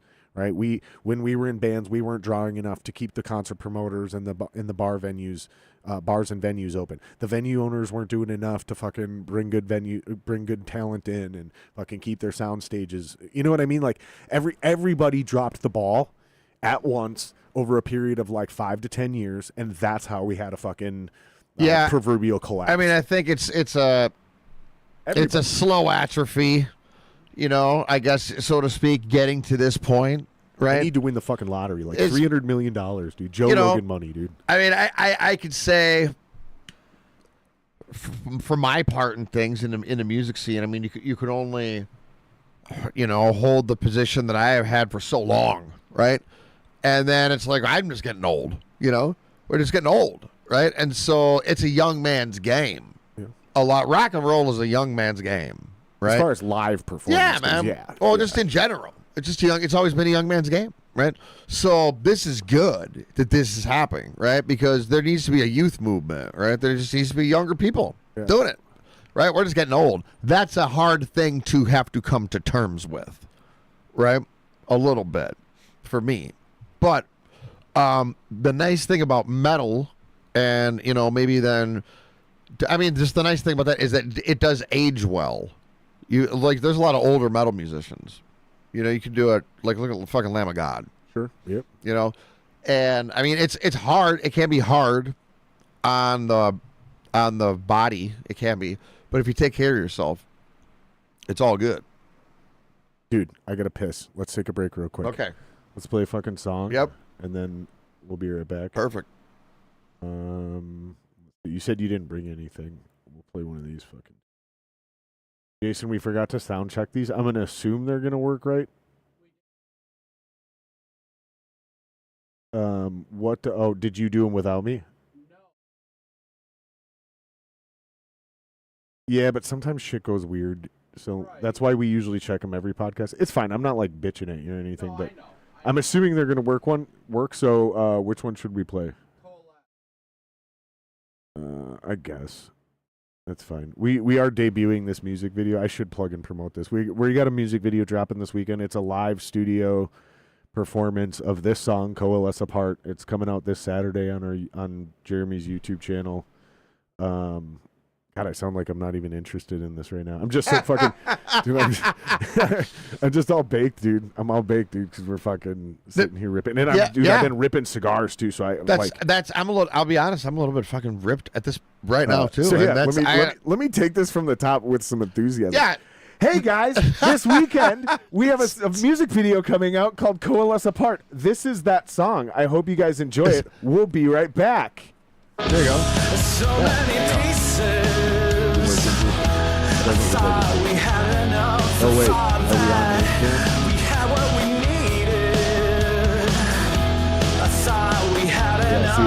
It's But a link you out there. showed me that I'm so broken and No, it's not there. Fuck. a fragile shell that holds me. That's why we gotta do it every I'm time. just repeating You got a piss? everything No, I'm good. you told me Good? to. Oh, fuck, So you gotta find something to lower my head down tonight. Jason, do you know how to pull that up and fix that? Put my hands on my face and I'll wonder why. Yes. Do you know how to link it to the media? Bound to this anger here in life. I'll get it together. Well, what, you just gotta go take a leak? Set it right. You want to just sit here and bullshit with Jason? Yeah, I can just sit here and bullshit with You this. guys sit here and bullshit Yeah, with we'll just do that. Jason. You go take a leak. Fucking Jason and I will bullshit about whatever. We'll see what's on his mind. You know? Yeah, we can do that. Yeah, there we go. I got you in the headset. How are you doing back over there? Dude, I'm actually doing pretty good these days. You do? You are? Yeah. Talk to me. Tell me about what's been going on in your world. Well, finally getting regulated. Okay. And you're feeling the big question is you're feeling good about yourself. That is correct. And I'm percent clean with my diet. Good. I am also working out every day, except for one day a week. Yep. Important. It's so important. It's so wild how the level of activity dictates how happy we are. You know, it is. And to be honest with you, one of the best Yes. activity and pursuit of making my body to look as Right. And it's a self-motivator. I'm right there with you. It's a constant thing that, it's like, don't want to be too obsessive about it, right? But it is it's a healthy thing to work on. Look at the yeah, I had to have another one of those really. Had to own the self-accountability.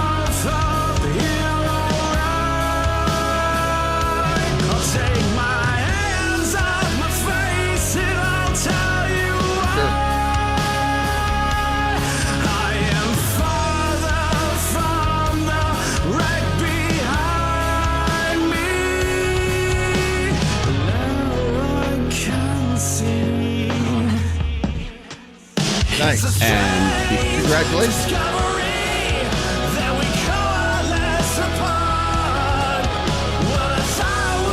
Perfect. so,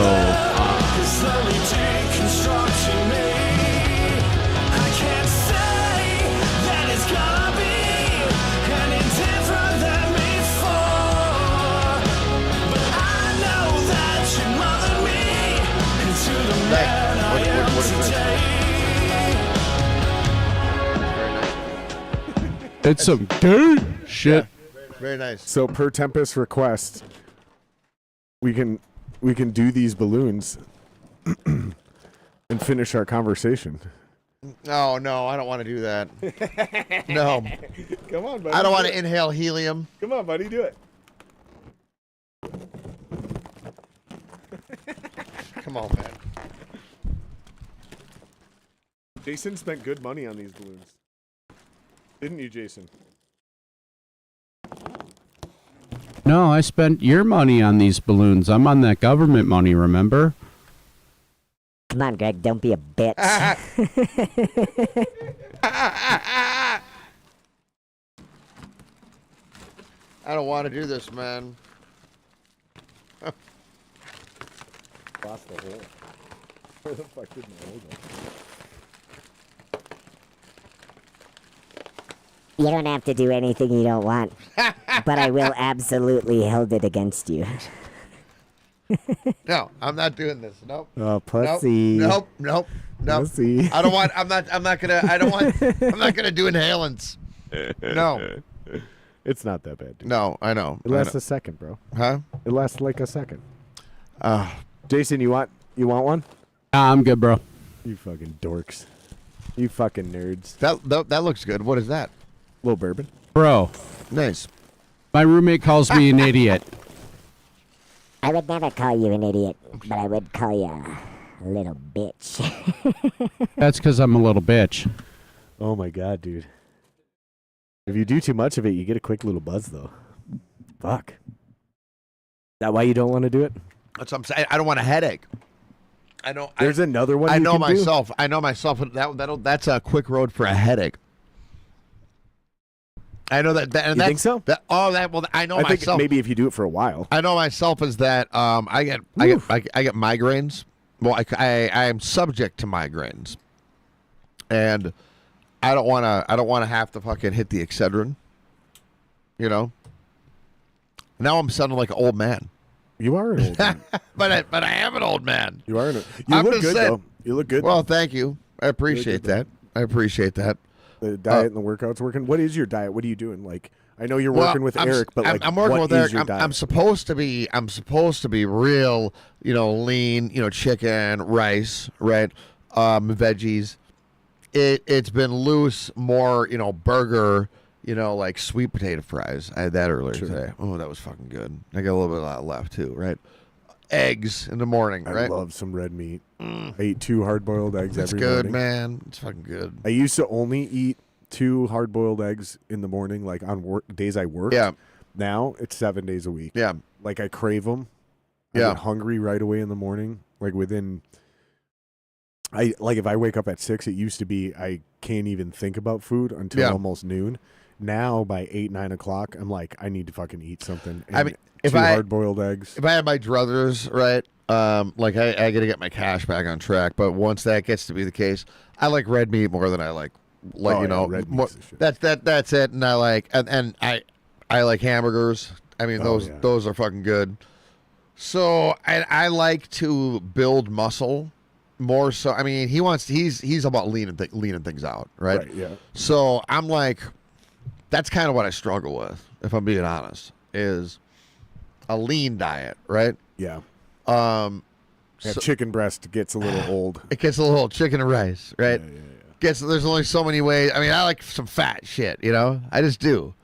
And I like chocolate. I just do, And I don't drink anymore. I haven't drank in several months, right? I came to the conclusion that when I do, I can be a really good time, but I can also just be an abject fool. Right.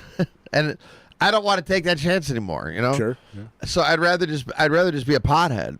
Yeah. Well, with that comes my desire for sweets. Do you ever do like mushrooms or anything? I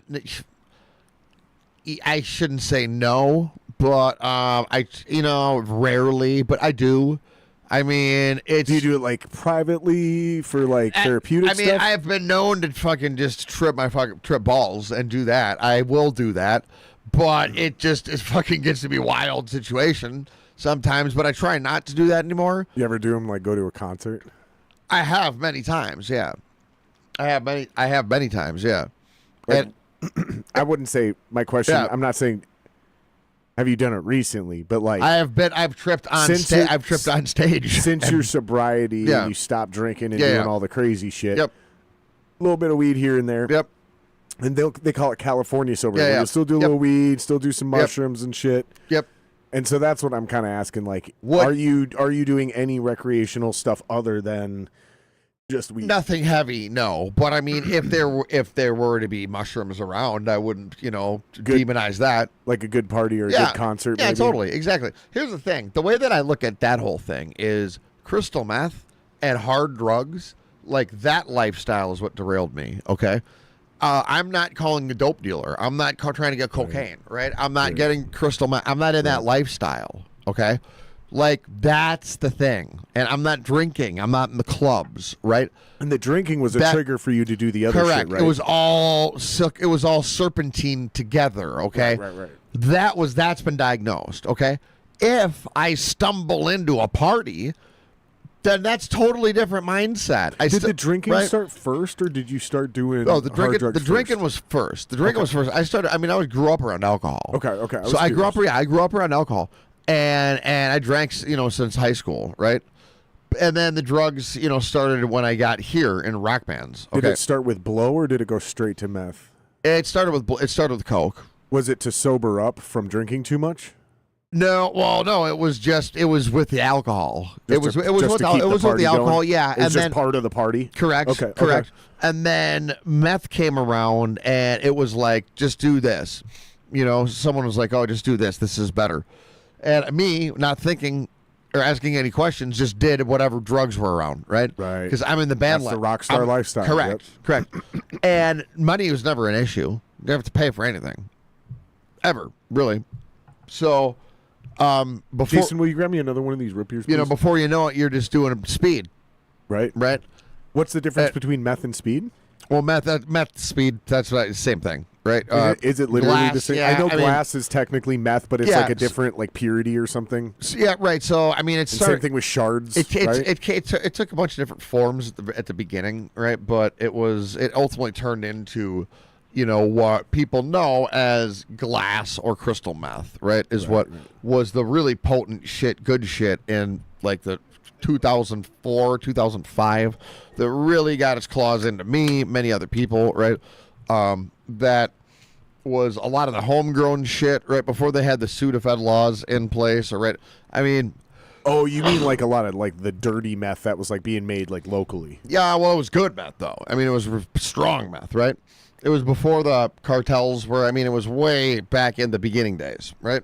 Oh, Yeah, it was good speed, really, really good speed. And people would fucking make it up north or whatever. There were cooks that would, and so that's what got a lot of people hooked, and so that stuff's not even around anymore. That's what you have to. That's what the realization that you come to is that the addict's brain works like it just is trying to get the substance, right? So it's going to do whatever behavior, you have to deprogram yourself. Whatever behavior you're doing is to get to that point. So if you're acting crabby, right, and you're in active addiction, you have to realize that it's your subconscious just doing whatever to try to get you high. Okay? Right. That's that, right? Once you realize that, then you can understand that it's just some bullshit, right? That it's not even the same dope anymore. That's true with shit past in like lesser than, but broader than just a specific drug or even drugs in general. That's true with just cigarettes. Right, exactly. It's just deprogramming yourself. Exactly. Right? Yep. And so, I mean, it was very difficult though, because holy fuck, that is like all the stress thing. You start to realize, I mean, you really got to lose a lot, but you really got to get to a point to where it's like, okay, either you are just going to be fucked up forever, right, or you can stop. You just got to stop doing drugs. Stop doing drugs. Yeah, I think the problem is when guys don't feel like they have something to quit for or live for, right? Like, Oh yeah, that's the problem, is they hit a rock bottom and there's no reason to stop. There's nobody that they feel like loves them, even if it's not true. Right. This is just how they feel, right? Yep. Because I've watched, even though I've never suffered from that level of addiction, I've had friends and family. Right. Well, I shouldn't say family. I've had friends, people I consider family. And yeah, it's just like they feel so alone and desperate that they don't see. Like, I think it's easier if you're like, and I tried to make this point with Maddie, and he was not vibing with it, and I think I probably said it. I started it off shitty to begin with, but basically, like, musicians, when they decide to recover, seem to do pretty well, because even though they're around the bar scene and they're around that, they care about the music so much it's worth staying sober for. Right. Right. Whereas like some other guys need like a kid, Right, or a right. family, or a job, Right. But like, if they lose that thing, it kind of like ends them, Right, and they'll right. relapse, right? Whereas like a musician, they can't really lose music. I guess if they like a guitar player lost both his arms in a car accident, maybe, right? Then he can't play guitar anymore. Right. But that's kind of a bizarre. What's stretch. a But guy you with see what I'm getting what's, at, what's, right? hey, what's a guy with the no arms? Jason, And, do you think that's a better version than what I said to Maddie when he was on the podcast? Because I feel like I really shit the bed when I tried to make that point with Jared, Maddie. what's a guy's name with no arms and no legs in the ocean? I don't know. Bob. That's what I was gonna say too, but it was so obvious, dude. I was like, "There's no way." Yep, Bob. No, Jason, I feel like that's better, right? I think you hit that one a little.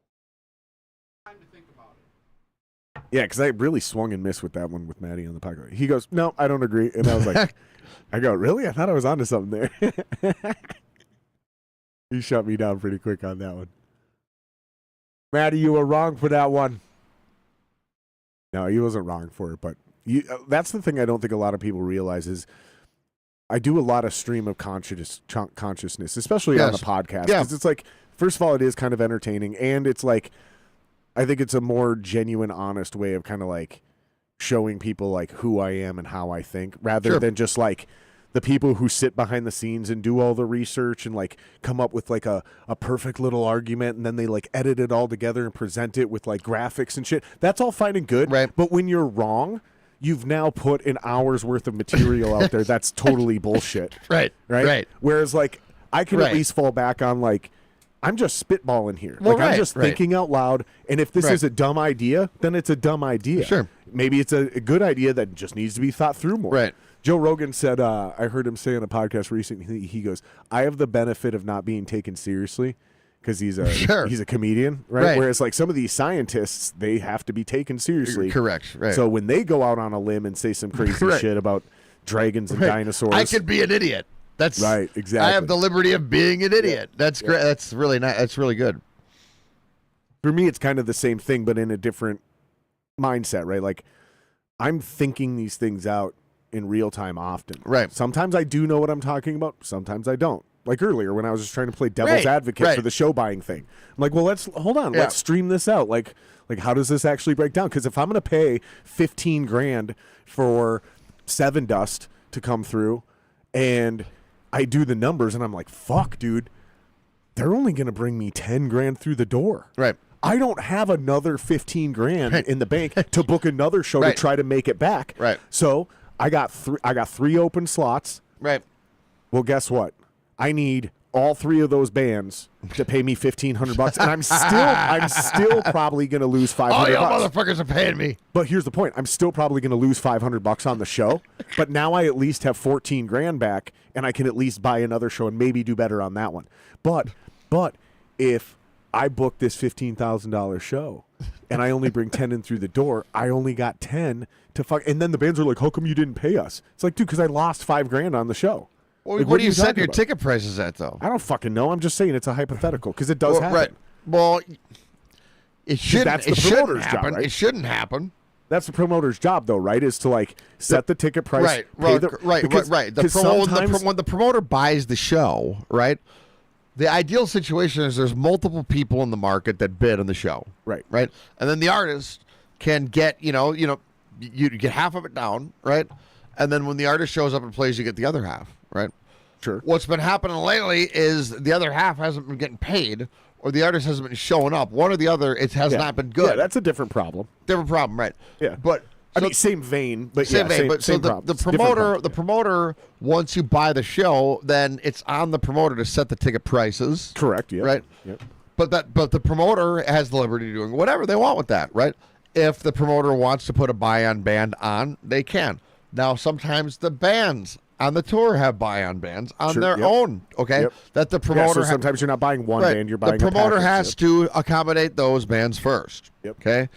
whatever. That's the touring band's responsibility, right? So there's a lot of moving parts to it, but the bottom line is that it's on the promoter once you buy that show.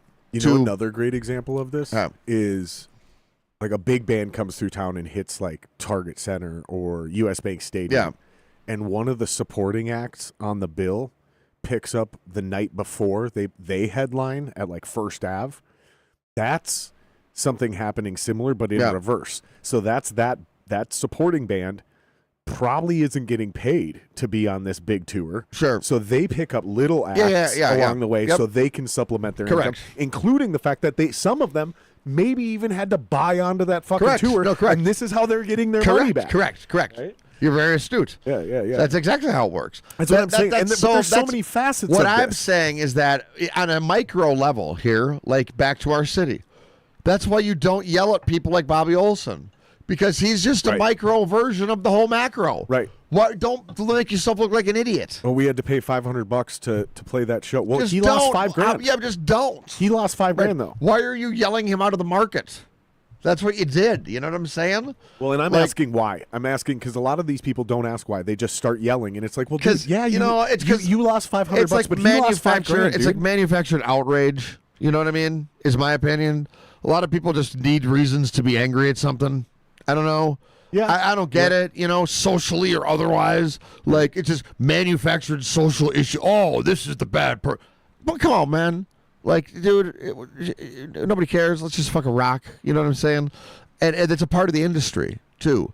It's not anything to be bitching about, There's going to be buy-on bands. There's always going to be people buying on to shit. That's how it works.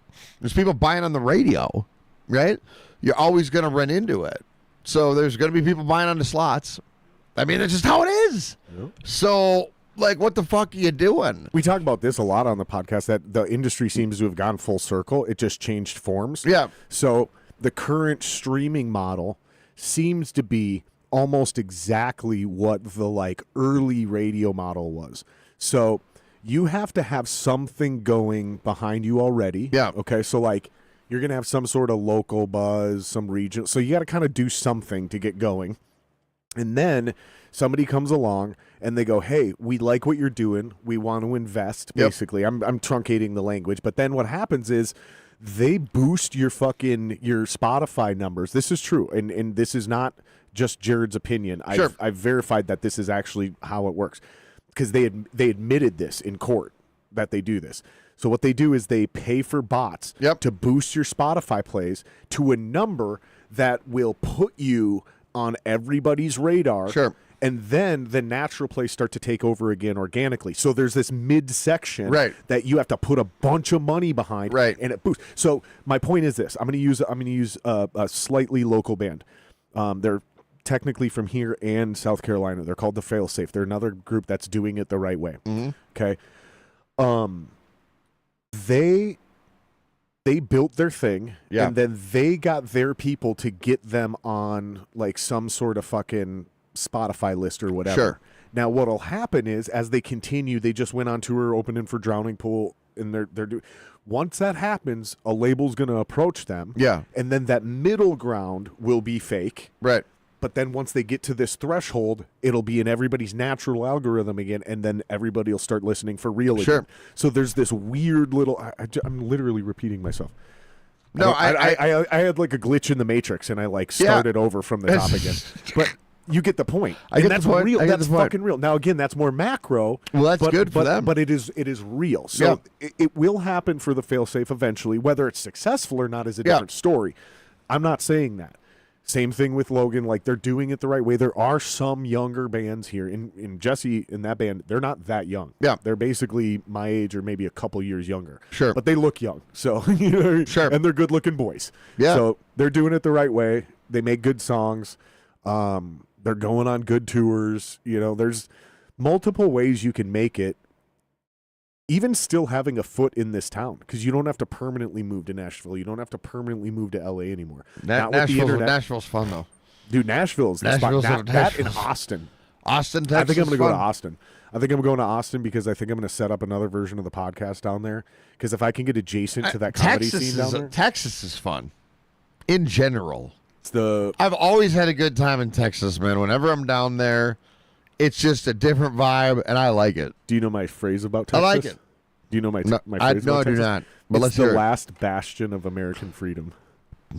I'm not It's going the to last- disagree with it's you, the man. last place in the country you can do whatever you I haven't want, been dude. down there in a minute, but I mean, listen, I can't imagine Texas losing some of some or damn near all of what I like about it, which is just the whole vibe of what it's Texas. It's the most free place in the country. It's man. Number 2 is Florida. And so Florida is insane, dude. Florida's just wild. Florida is chaos, dude. Florida's just a fucking. People from Florida don't even like Florida. That's how crazy it is. I mean, it's the Wild West in a trailer park.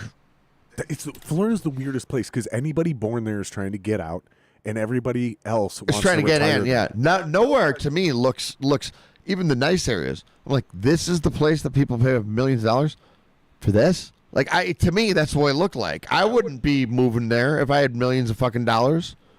Well, we're gonna Then with all the wackos running around, dude, We're it's like gonna a hit fucking, Texas. it's like a wacko zoo. hit Texas. Texas is way cool. So I like Texas. We got a 2-part plan. We're gonna snowbird from here down to there. Yeah. And when we're up here, we're going to be just across the river right into Yep. Wisconsin. So I can still get all the perks of the Twin Cities, Yep. but I don't have to deal with any of the politics, the taxes, or the bullshit. Yeah. I don't have to deal with the crime, the fucking nonsense. I'll be right across the river. I can still get people over there for the podcast, no problem. Yeah. And then we'll have a second spot down in Texas. I was going to do like North Dallas because that's where all the athletes live. Yeah. And I wanted to like build a little spot out there. But the more and more I think about it, I'm like, Austin has both a thriving comedy scene and music scene. Yeah. I think it would be way, way smarter to put myself adjacent to that. Just give my access, my ability, give myself the ability to have access to a wider range of like up and coming people that I can actually get on the podcast, up and coming comedians, up and coming musicians, instead of just hoping and praying that someday I get big enough to get some sort of celebrity. You know Yeah, what I mean? right. And then being in Minneapolis, there's just not enough No, man. No. celebrities. No. Like that's the point because like I can do a lot of cool shit with up and coming people here, but there's not enough big names No. that come through here to like take advantage It's of the that upper momentum. Midwest. Yeah. I got to roll. You got to get out of I here. got to roll. Yeah, I got to roll. I got to get home to my kiddo. What time is it? It's Fucking almost Jesus Christ. 9. Oh wow, holy fuck, dude. Yeah. Well, that was easy, dude. That was Yeah. fucking 2.5 hours, Yeah. buddy. Yeah. All right. Well, April 26th, you guys. April 26th. Greg is throwing the show, but his band's not on it. So Band's not on it, it's, yeah. it's a cool It's, challenge. it's interesting. That, in closing, that's a whole fucking weird thing. Yeah. Like, Lance at the Casanatra studio there the other night, he's like, is it just driving you nuts? I'm like, it is to a point. He goes, it would be driving me nuts. I go, it kind of is. Because at the 11th hour, I at least knew I had, with all the good, bad, or bullshit, I at least knew I had 150 people in my pocket. You know what I mean? Yep. To be able to put towards it, you know? And now I don't have that, you know? Yeah. And I'm like, in the truest sense, feel like a coach, kind of, Yep. you know? And it feels very weird. Yep. I don't know how to explain it. No, that's perfect. Or, That's perfect. you know, how... Do you play the sports games like EA Yeah, oh Madden yeah. and all that shit? No, I don't play those, but I don't, but I know what you're talking about. There's a game mode where you can go in and just play one player, one position. Yeah. You can do it in all of them, hockey, football, all of them. Yeah. And it's amazing because you can only affect the game when you're in the game. Sure. Playing that position. Sure. So you don't always if you're playing as a wide receiver, you got to get open and then call for the ball Yeah. and then hope the quarterback actually throws it to Right. you, right? In baseball, same thing. It's like I got to hope the ball gets hit to right field or whatever Right. the fuck. In hockey, it's like I don't even play every shift. Right. And they literally put you into that. So then you get really good at it, right? Right. But you're like, but I'm impacting the game directly. Then there's another version of the game. If you want to, you can go in and only call the plays. Right. So then you don't have any control on the field, but now you're in control of the full game plan. Right. Oh, interesting. Right. So it's like you're frustrated when you're a player because, well, you're not bringing any good talent in. You know, I got this shitty quarterback. We have no Right, defense. right. We have none of this. You know, I don't like the plays that are being called.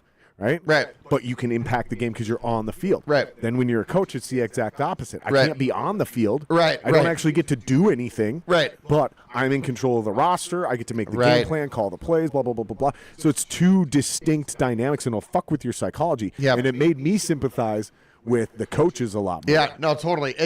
it's a different. It's a totally different. I do have a lot of more. It's different. It's just a weird way of looking at things. Why coaches are yelling at wide receivers. Totally. It's like, God damn it, be here. Right, and it feels like a full circle moment almost. Yeah. Well, you summed it up perfectly. So It's a weird dynamic. It's and a it'll weird fuck dynamic. with your psyche, but Yeah. it will make you better because it'll make you see everything from everybody. Right. So ironically, here's what it'll actually do. And I'm not implying you're not good at this already. Right. But it will make you better at it. Right. It will make you better at being just the band when Right. somebody else books you, and you just get to show up because you're like, I know Right. even more what he's going through now. right, correct. You know? It was, and having a new project too. Yeah. That helps too. Yeah. Because that was all part of my thing, making myself feel better and getting rid of Blackfoot Diesel. Sure. And it all has worked out Right. because it's a new way of looking at things. Well, let's wrap this up, man. All right. April 26th, guys. Yes. Skyway Theater.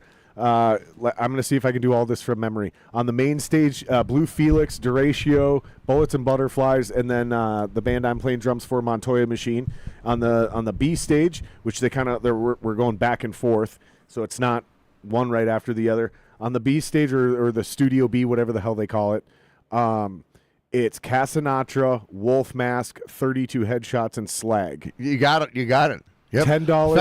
Festival style. $10 advance, $15 at the door. You can get the advance tickets at the Skyway website. Yep. On the Skyway website. Skywaytheater.com. The Yes. link is in the description. Yes, it's in the description, and it will be a banger of a show. There will be a food truck there in the alley. Yep. And come out and have a good time, man. It's And, a couple 3 weeks away, and we want to have more of them in that room. Yep. It's a fantastic room.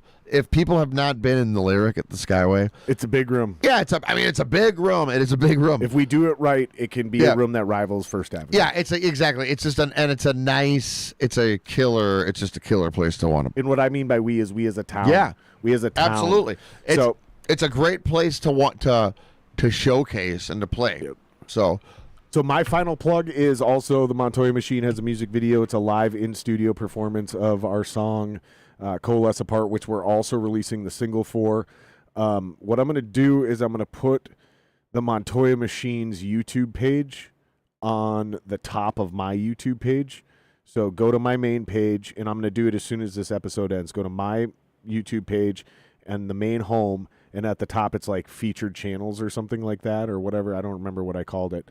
And I'm going to have the Montoya Machine up there. Go like and subscribe that channel right now. So when it debuts this weekend, you'll be the first to see it. And then find the Montoya Machine on all streaming platforms. Follow us now because that single's being released this weekend. You got anything else before we get out of here? nope. White Cross is May 10th. The House on Haunted Hill, Saturday, May 10th. So that'll be a fun one. Our first White Crosses show. Facebook.com/White Crosses. Yeah. Yep. Not White Crosses Band. No. Just White Crosses up on the Awesome. book. Yeah. All right, man. Let's get out of Thank here. you, guys. Thank like, you, Jared. subscribe. Thank you, Help us Jason. get to 500 subs so I can get Jason paid. Yeah. Get us out of here, Jason.